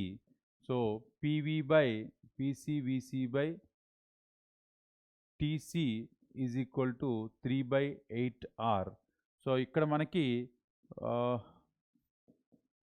ఇలా తీసుకుంటే కనుక జెడ్ కింద అనుకుంటే జెడ్ ఈజ్ ఈక్వల్ టు 3/8 అని చెప్పి మనకి ఇంకొక ఎక్స్ట్రా ఫార్ములా ఒకటి ఇలా చేసుకోవచ్చు. సో ఇవి అన్నీ కూడా మనకి ఐడియల్ గ్యాస్ ఈక్వేషన్ నుంచి చూసేటటువంటి ఏదైతే డీవియేషన్స్ ఉన్నాయో ఆ డీవియేషన్స్ అన్నీ కూడా మనం ఇక్కడ అబ్జర్వ్ చేసుకోవచ్చు. సో దీని మీద బేస్ చేసుకుని మనకి ప్రీవియస్గా వచ్చినటువంటి క్వశ్చన్స్ ఏమున్నాయో ఇక్కడ మనం చూద్దాం. A gas at 350 Kelvin and 15 bar has a molar volume 20% smaller than that for an ideal gas under the same conditions. So 20% smaller than that conditions. The correct option about the gas and its compressibility factor Z is.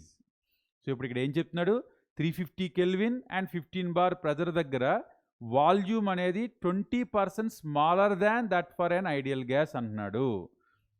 ఇప్పుడు మనకి Z is equal to PV by RT మనం మామూలుగా తీసుకున్నటువంటిది.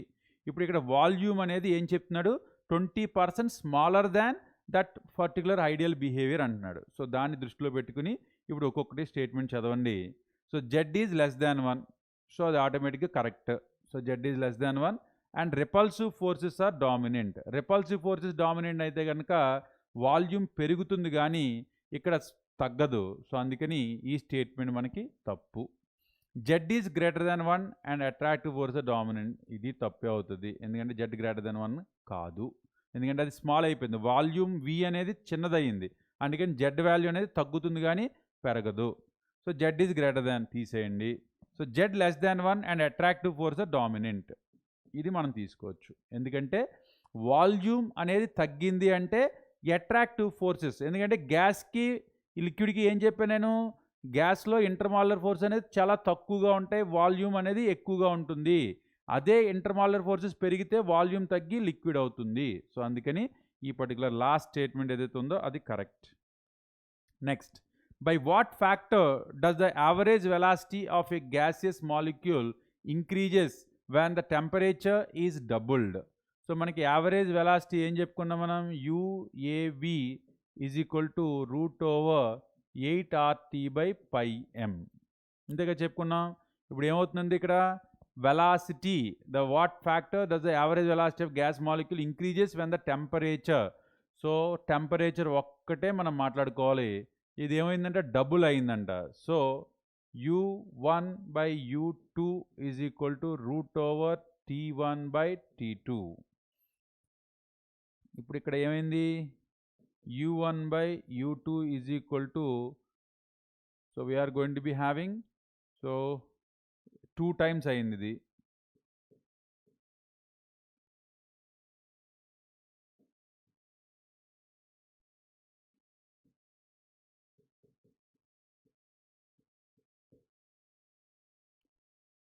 అంటే 1/√2. So U2 is equal to √2 times of U2 is equal to √2 times of U1. అంతే కదా, దీన్ని బట్టి అర్థమైంది. √2 వాల్యూ అంతా 1.414. సో అంటే 1.41 times పెరిగింది. 1.4 అనేది మనకి వచ్చినటువంటి వాల్యూ. తర్వాత, a gas such as carbon monoxide would be most likely to obey the ideal gas law at. So ఇందాక మనం ఏదైతే మాట్లాడుకున్నామో ఏ కండిషన్స్ దగ్గర ఐడియల్ గ్యాస్ అవడానికి ఛాన్సెస్ ఉన్నాయి, అదే మనకి మీథేన్ కానీ కార్బన్ మొనాక్సైడ్ కానీ H2 కానీ HE కానీ అన్నిటికీ కూడా మనం చెప్పుకున్న కండిషన్ ఏంటి, లో temperature and high pressure wrong, high temperature and high pressure wrong, లో టెంపరేచర్ లో pressure wrong, high temperature low pressure. So this is going to be the answer. So చెప్పిన కదా, లో ప్రెజర్స్ దగ్గర అది ఎక్కువగా చూపిస్తుంది. At the same time temperature ఎక్కువగా ఉన్నప్పుడు కూడా మనకి అది ఐడియల్ గ్యాస్ కింద బిహేవ్ చేయడానికి ఛాన్సెస్ ఎక్కువగా ఉన్నాయి. Maximum deviation from the ideal gas is expected from. So దీనికి ఆల్రెడీ మనం ఇందాక చూపించిన గ్రాఫ్లో అమ్మోనియా లేదు. సో CH4 ఉంది, H2 ఉంది, N2 ఉన్నాయి. సో ఇక్కడ అమ్మోనియా అనేది TC వాల్యూ ఈజ్ మోర్, అందుకని ఈజీగా లిక్విఫై అయిపోతుంది. సో దానికని డీవియేషన్ అనేది ఎక్కువగా అమ్మోనియా గ్యాస్కి మనకి కనిపిస్తుంది. తర్వాత for real gases van der Waals equation is written as P + AN²/V² into V - NB is equal to nRT, correct, where A and B are van der Waals constants, correct. Two sets of gases are O2, CO2, H2 and He, CH4, O2 and H2. So ఈ 3 గ్యాస్లు ఇచ్చారంట. So the gases given in set 1 in increasing order of B. So B అనేది దేనికి మాట్లాడుకున్నాం మనం? Excluded volume. Gas constant అంటే excluded volume. So ఆ excluded volume అనేది B. సో మనం ఈ ఆర్డర్లో రాయాలంట. తర్వాత decreasing order of A for the set 2. ఇవి 2 అడుగుతున్నారు. సో మనకి ఆ వాల్యూస్ ఏదైతే మనం చెప్పామో critical constant value is lesser than for this one He than O2. So ఇక్కడ డైరెక్ట్గా మనకి డిస్క్రిప్టివ్ తప్పితే దీంట్లో ఏమీ ఆన్సర్ మనకి లేదు. CH4, O2, H2. ఏకైతే మాత్రం size of the molecule more, it is going to have more A value, అదొకటి మనం చెప్పొచ్చు. ఇక్కడ మాత్రం ఏంటంటే క్రిటికల్ టెంపరేచర్ గురించి మనం మాట్లాడుకుని వాల్యూమ్లో చెప్పాలి. కానీ ఇక్కడైతే సైజ్ పెరిగితే దాని యొక్క అట్రాక్టివ్ ఫోర్సెస్ పెరుగుతాయి. సో అందుకని ఆబ్వియస్గా మనం A is more for more size we are going to be. CH4 పెద్ద సైజు, తర్వాత O2, తర్వాత H2 కాబట్టి ఇది కరెక్టే. ఇది మాత్రం గుర్తుపెట్టుకుని మనం రాయాల్సినటువంటి ఆన్సర్. తర్వాత given van der Waals constant for NH3, H2, O2 and CO2 are respectively 4.17, 0.244, 1.36 and 3.59. Which one of the following is going to be more easily liquefied? So ఎక్కువగా ఉన్నటువంటి కాన్స్టెంట్ ఏ వాల్యూ ఉంటే అది ఎక్కువగా కనుక అవుతుంది. సో దేనికి ఇచ్చాడు మనకి? NH3 4.17. సో అందుకని NH3 అవుతుంది. మిగతా అన్ని కూడా 0.244, 1.36, 3.59. సో అందుకోసం మనం ఈ పర్టికులర్ ఏదైతే ఉందో దాన్ని ఆన్సర్ కింద తీసుకోవచ్చు. సో అదంతా కూడా గ్యాసియస్ స్టేట్ గురించి మనం మాట్లాడుకున్నది. ఐడియల్ గ్యాస్ ఈక్వేషన్ మాట్లాడుకున్నాం, van der Waal real gas equation మాట్లాడుకున్నాం, కైనెటిక్ థియరీ ఆఫ్ గ్యాసెస్ చెప్పుకున్నాం, అలాగే డిఫరెంట్ గ్యాస్ లాస్, అవన్నీ గ్యాస్ ప్రాపర్టీస్. ఇప్పుడు next state liquid state. So liquid స్టేట్లో ఏం చెప్పాను నేను?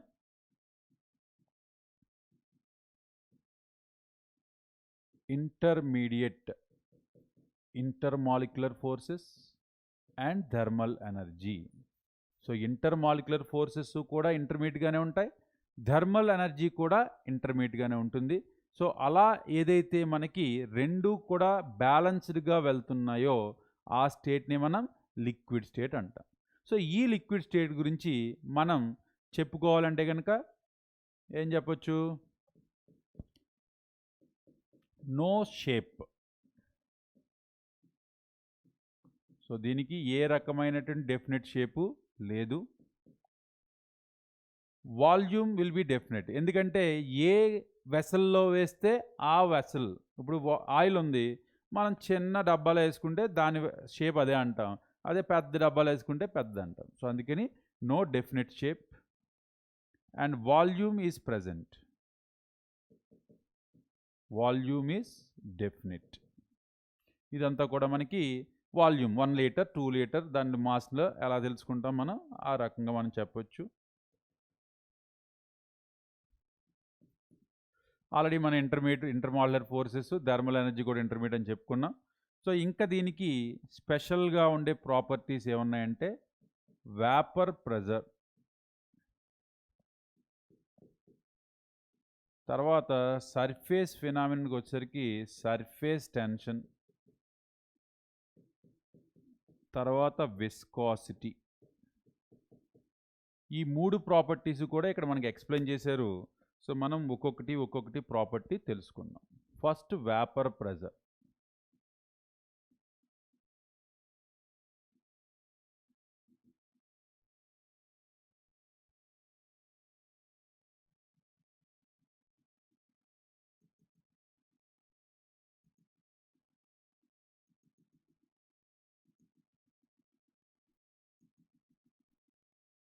ఇది మనకి ఉన్నటువంటి ఒక లిక్విడ్. సో ఈ లిక్విడ్కి ఇప్పుడు ఏమవుతుంది, ఇక్కడ ఉన్నటువంటి అన్ని మాలిక్యూల్స్ కూడా బ్యాలెన్స్ అవుతూ ఉంటాయి. కానీ ఎప్పుడైతే ఈ సర్ఫేస్లో ఉన్న మాలిక్యూల్స్ ఉంటాయో, surface molecules will have more kinetic energy.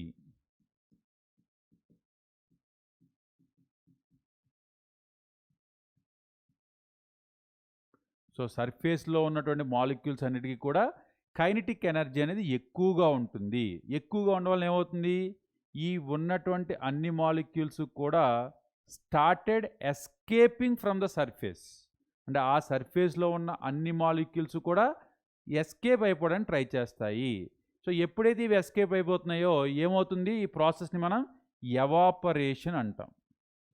The process is called as evaporation. ఎప్పుడైతే ఇవి ఎవాపరేట్ అయిపోతుందో ఈ లిక్విడ్ యొక్క వాల్యూమ్ అనేది తగ్గిపోతుంది. ఈ వాల్యూమ్ అనేది తగ్గిపోతుంది. సో ఇప్పుడు ఇలా తగ్గకుండా ఉండాలి అంటే మనం ఏం చేస్తాం, మనం ఒక లిడ్ పెట్టి కవర్ చేస్తాం. ఒక లిడ్ పెట్టి కవర్ చేసాం. కవర్ చేసినప్పుడు ఏమవుతుంది, ఏదైతే ఎక్కువ కైనెటిక్ వెలాసిటీతో వెళ్ళిపోతుందో, కైనెటిక్ ఎనర్జీతో ఇక్కడికి వెళ్ళిన తర్వాత మళ్ళీ ఆ వెలాసిటీ తగ్గి రివర్స్ అయిపోతాయి. సో దీన్ని మనం కండెన్సేషన్ అని చెప్పి పిలుస్తాం.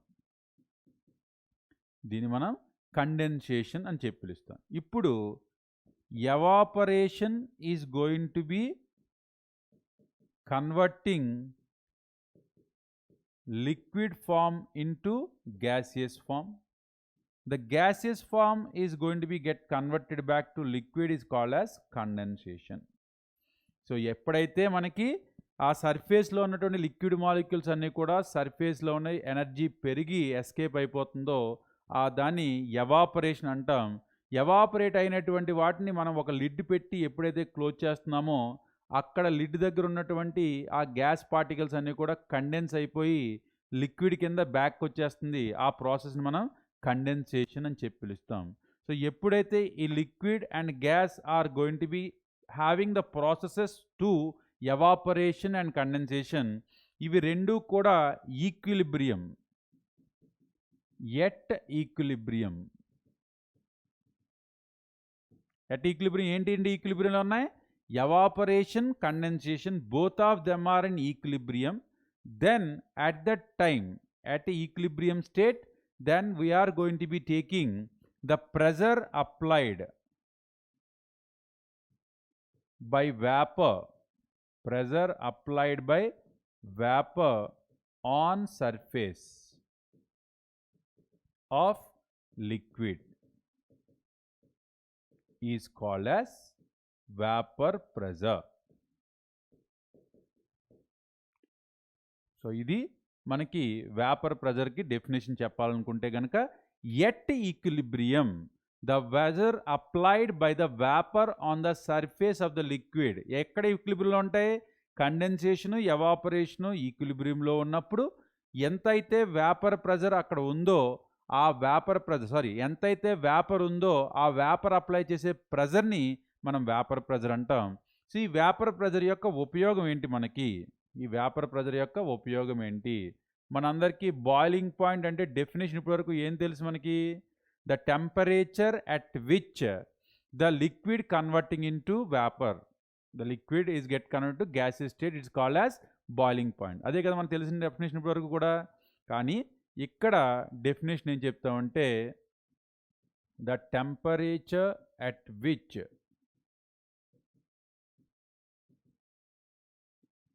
vapor pressure of the liquid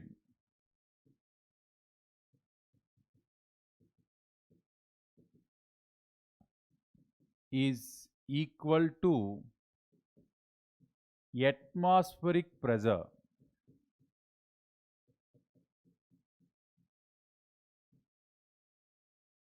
The temperature at which vapor pressure of liquid is equal to atmospheric pressure is called as boiling point.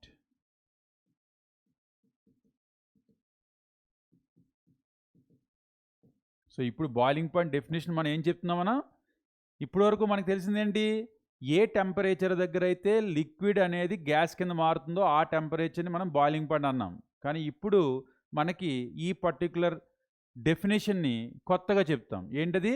The temperature at which vapour pressure of the liquid is going to B equal to the total, like అక్కడ బయట ఎంతైతే atmosphere pressure ఉంటుందో దానికి equal అయితే అప్పుడు దాన్ని boil అవుతుందని చెప్తాం. ఆ బాయిల్ అయ్యేటటువంటి టెంపరేచర్నే మనం boiling point or boiling temperature అని చెప్పి పిలుస్తాం. సో ఇప్పుడు ఏదైతే మనకి ఈ డెఫినేషన్ ఉందో దీంట్లో ఏంటి అర్థమవుతుందో చెప్దాం మనం. ఇప్పుడు 100 degree Celsius is going to the boiling point of water. ఇప్పుడు 100 డిగ్రీ సెల్సియస్ అంటే అర్థం ఏంటి? At 100 degree Celsius water is going to be get boiled. అంటే the vapour pressure of the water is equal to 1 atmosphere. So ఇక్కడ మనం ఏం చెప్తున్నాం? మనం 100 డిగ్రీ సెల్సియస్ దగ్గర తీసుకున్నట్లయితే కనుక వాటర్ అనేది vapour pressure is equal to 1 atmosphere. ఏదైనా మనకి బాయిలింగ్ పాయింట్ కనుక ఎప్పుడైనా చెప్తే ఆ బాయిలింగ్ పాయింట్ అర్థం ఏంటి? ఆ టెంపరేచర్ దగ్గర దాని యొక్క ఏదైతే లిక్విడో సొల్యూషనో తీసుకున్నామో దాని వేపర్ ప్రెజర్ అనేది 1 అట్మాస్ఫియర్. కానీ 1 అట్మాస్ఫియర్ ఎందుకు ఉండాలి? 1 బార్ కూడా ఉండొచ్చు కదా pressure. So 1 atmosphere is called as standard. మనం కనుక ఈ పర్టికులర్ బాయిలింగ్ పాయింట్ని మనం 1 అట్మాస్ఫియర్ చేస్తే దీన్ని స్టాండర్డ్ బాయిలింగ్ పాయింట్ అని చెప్పి పిలుస్తాం. ఇది 1 బార్ తీసుకుంటే కనుక నార్మల్ బాయిలింగ్ పాయింట్ అని చెప్పి పిలుస్తాం. So standard boiling point, normal boiling point. So 1 బార్కి 1 అట్మాస్ఫియర్కి a small difference we are having 0.987 bar. So అందుకోసం ఈ పర్టిక్యులర్ వాల్యూ అనేది కొంచెంగా తక్కువ ఉంటుంది. సో అదే మనకి ఎప్పుడు కూడా standard boiling point and normal boiling point గురించి మనం తెలుసుకోవాల్సినటువంటి విషయాలు. It depends upon vapour pressure. Vapour pressure మీద డిపెండ్ అవుతుంది. తర్వాత ఫినామినన్ వచ్చి సర్ఫేస్ టెన్షన్.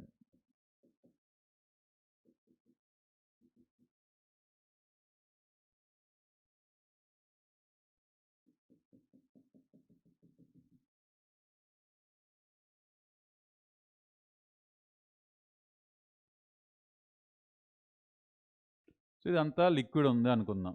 సో ఇప్పుడు ఈ లిక్విడ్ అనేది ఈ మొత్తం సర్ఫేస్ ఉంది కదా, ఈ సర్ఫేస్లో ఒక లైన్ డ్రా చేశాను నేను. ఈ లైన్ మీద ఎంత ఫోర్స్ అప్లై అవుతుంది? So surface tension is nothing but F/L.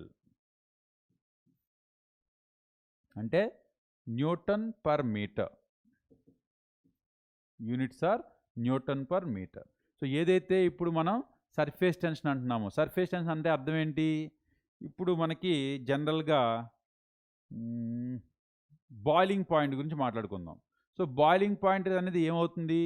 ఎప్పుడైతే మనకి వాటర్ లిక్విడ్ స్టేట్లో వస్తుందో, సారీ రైన్ వాటర్ అనేది ఎప్పుడైతే మనకి డ్రాప్స్ వస్తున్నాయో అవి ఎప్పుడు కూడా స్పెరికల్గా ఉంటాయి.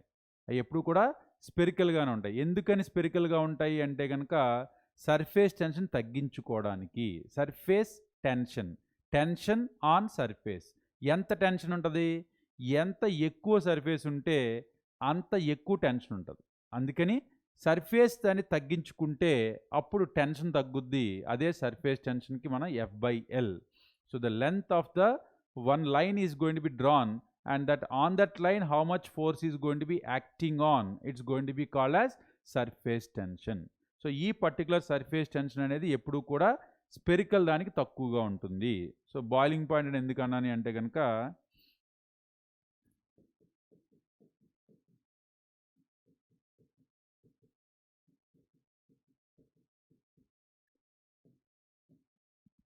సో ఇక్కడ మనకి బాయిలింగ్ పాయింట్ కనుక అబ్జర్వ్ చేసినట్లయితే ఈ రకంగా ఎన్ పెంటేన్, ఐసోపెంటేన్, నియోపెంటేన్, ఇది మనకి boiling point order.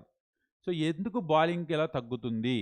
So branching పెరిగితే కనుక ఏమవుతుంది? బ్రాంచ్ పెరుగుతున్న కొద్దీ కూడా స్పెరికల్ నేచర్ అనేది పెరుగుతుంది. Branching increases.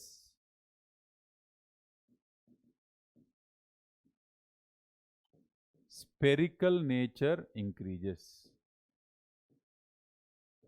Branching increases, spherical nature increases. So spherical nature తగ్గినప్పుడు ఏమవుతుంది? Intermolecular force decreases. Intermolecular force తగ్గినప్పుడు ఏమవుతుంది? బాయిలింగ్ పాయింట్ తగ్గుతుంది. సో ఇది మనం అక్కడ ఆర్గానిక్ కెమిస్ట్రీలో ఎక్స్ప్లెయిన్ చేసుకుంటాం. ఏదైనా సరే N is going to be having more than iso more than neo. అంటే ఎన్కి ఐసోకి నియోకి తేడా ఏంటి?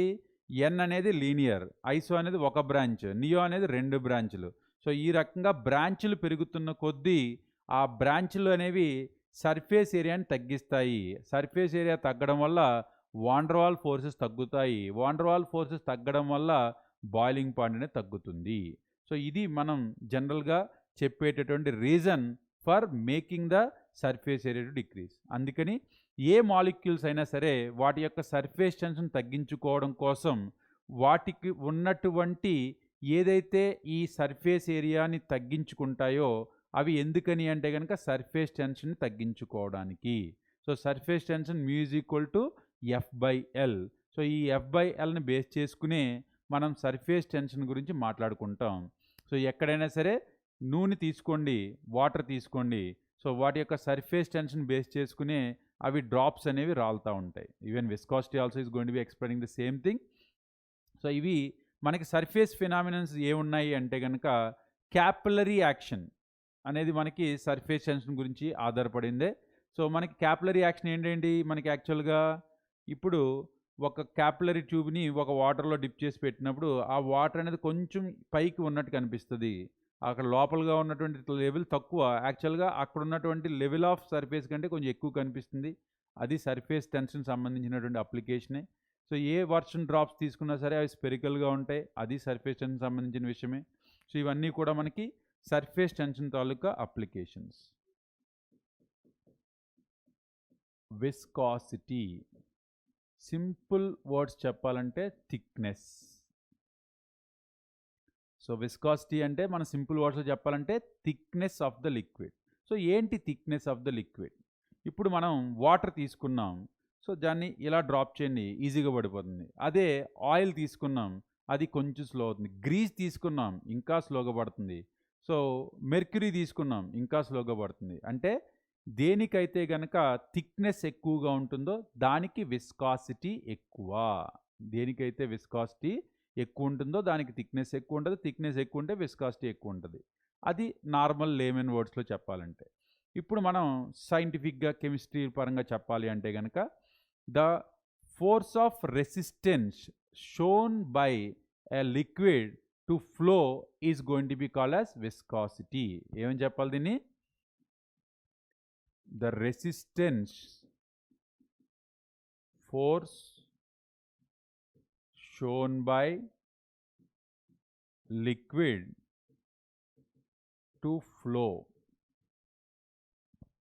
is called as viscosity. This viscosity is measured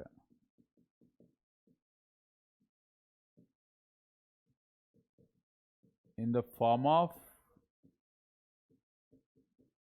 viscosity coefficient.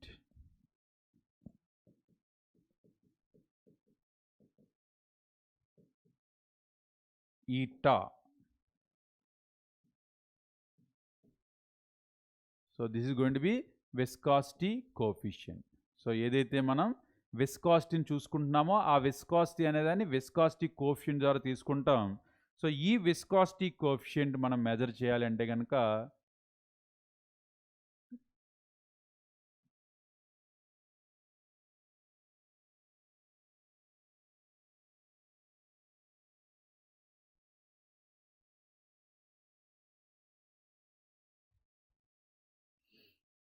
మనం ఇప్పుడు లిక్విడ్ని లేయర్స్ కింద పెట్టుకుందాం.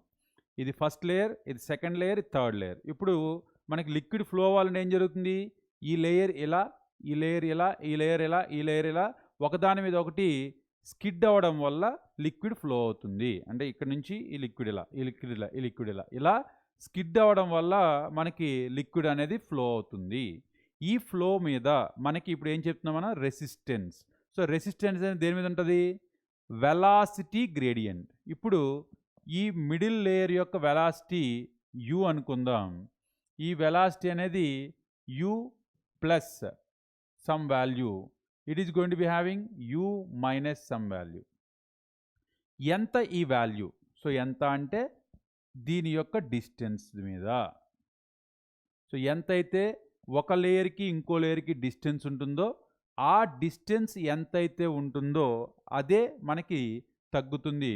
So it is going to B d plus u plus du, u minus du.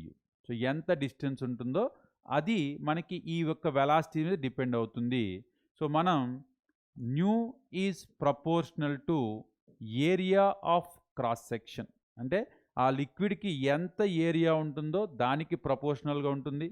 At the same time velocity gradient.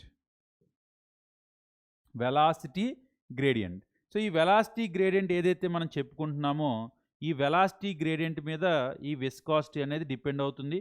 So viscosity is directly proportional to area of cross section and the same viscosity is proportional to velocity gradient. ఏదైతే మనం force చెప్పుకుంటున్నామో ఈ particular force, so instead of new I can take viscosity force. So viscosity force is proportional to A and viscosity force proportional to du by dx. It is going to be area and this is going to be velocity gradient. So ఈ రెండిటిని మనం Vf is proportional to A into du by dx. దీన్ని నేను ఫైనల్గా F is equal to eta into A into d u by d x. ఈ viscosity force ఏదైతే ఉందో దాన్ని మనం ఏం చెప్తున్నాం, eta into A into d u by d x. So ఈ పర్టికులర్ ద్వారా మనం విస్కాసిటీ ఫోర్స్ ఎంత అనేది మనం చెప్పుకోవచ్చు. సో ఈ విస్కాసిటీ ఫోర్స్ ఏదైతే మనం ఇప్పుడు మాట్లాడుతున్నామో ఈ particular eta is going to be having the measure of velocity, so viscosity is the measure of viscosity. Is going to be called as viscosity coefficient and this is going to be having units we are going to call it as poise. So poise is going to be the units we are using normally for the viscosity coefficient, and this viscosity coefficient whatever you are taken, that one poise is equal to 1 gram centimeter inverse second inverse, or it's equal to 10 power minus 1 kg meter inverse second inverse. ఇవి మనకి ఉన్నటువంటి wanes. 1 poise, 1 centipoise, 1 millipoise ఇలా మనం ఏదైనా చెప్పొచ్చు, కానీ యూజువల్గా పాయిజ్లో దీన్ని చెప్తాం. సో దీన్ని సిజిఎస్లో కన్వర్ట్ చేస్తే 1 gram centimetre inverse second inverse, అదే మనకి ఎస్ఐ సిస్టంలో కన్వర్ట్ చేస్తే కనుక 10 power minus 1 kg metre inverse second inverse. ఇది మనకి విస్కాసిటీ గురించి చెప్పేటటువంటి విషయాలు. సో ఇవన్నీ కూడా మనకి లిక్విడ్ స్టేట్కి సంబంధించినటువంటి ఏదైతే ఇన్ఫర్మేషన్ ఉందో ఈ మూడే మనకి ఎన్సీఆర్టీలో ఇచ్చాడు. ఈ మూడింటిని మనం తెలుసుకుంటే నీట్ వరకు సరిపోతుంది. 1 పాయిజ్ ఎంత, లేదా సర్ఫేస్ టెన్షన్లో ఉన్న అప్లికేషన్స్ ఏంటి, ఇవన్నీ కూడా మనకి వేపర్ ప్రెజర్లో బాయిలింగ్ పాయింట్ సంగతి ఏంటి, ఇవన్నీ కూడా మనకు తెలియాలి. Okay, so this is about your liquid state. Now we'll see the questions based on this one. The beans are cooked earlier in pressure cooker because.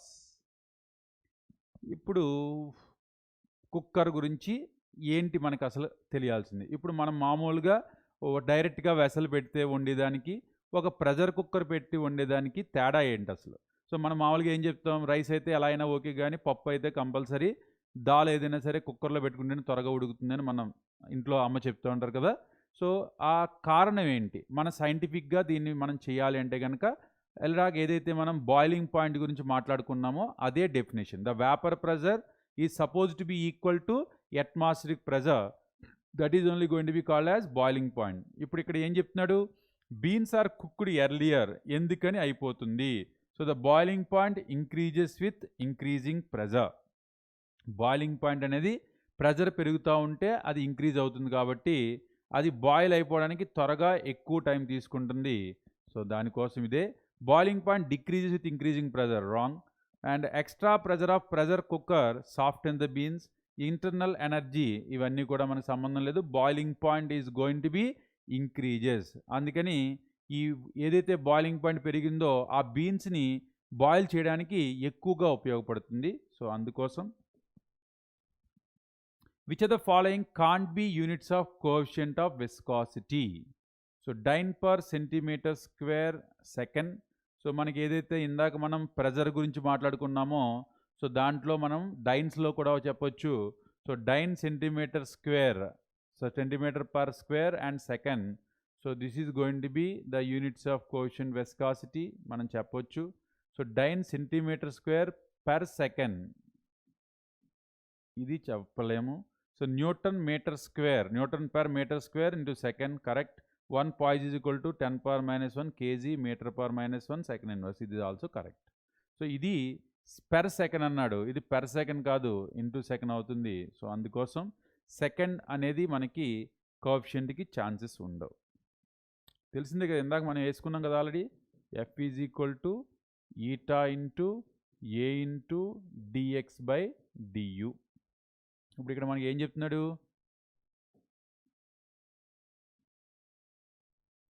du/dx. So ఇక్కడ eta is equal to ఏమవుతుంది అప్పుడు, F into dx/a into du. ఇప్పుడు ఫోర్స్ని మనం న్యూటన్స్లో తీసుకుంటే ఇక్కడ distance so సెకండ్స్లో తీసుకున్నప్పుడు metre per second. So second అనేది పైకి వెళ్తుంది. సో అందుకని ఇక్కడ అన్నింటిలో కూడా సెకండ్ సెకండ్ సెకండ్ కరెక్టే ఉంది, కానీ ఇక్కడ మాత్రం సెకండ్ ఇన్వర్స్ ఉంది. సో సెకండ్ ఇన్వర్స్ అనేది మనకి కరెక్ట్ కాదు, ఎందుకంటే 9 సెంటీమీటర్ స్క్వేర్ సెకండ్ ఇన్వర్స్ అనేది కరెక్ట్ అవ్వదు. తర్వాత increasing temperature of a liquid causes decrease in its viscosity. So ఇది ఆబ్వియస్గా ఆయిల్ని కానీ దేనైనా సరే మనం మరిగిస్తున్నప్పుడు దాని విస్కాసిటీ తగ్గుతుంది. సో దాంట్లో మనకి వేరే ఆప్షనే లేదు, decrease in its viscosity. So temperature పెరిగితే విస్కాసిటీ తగ్గుతుంది, ఏదైనా అంతే, అది common. Increase in viscosity wrong, no effect on viscosity wrong, it's decreasing followed by increase is wrong. Next one, which is not a surface phenomenon. Surface tension ఇప్పటివరకు మాట్లాడుకున్నాం. Surface area మీద ఎంత force అయితే apply చేస్తుందో ఒక imaginary line మీద, దాన్నే మనం సర్ఫేస్ టెన్షన్ అంటాం.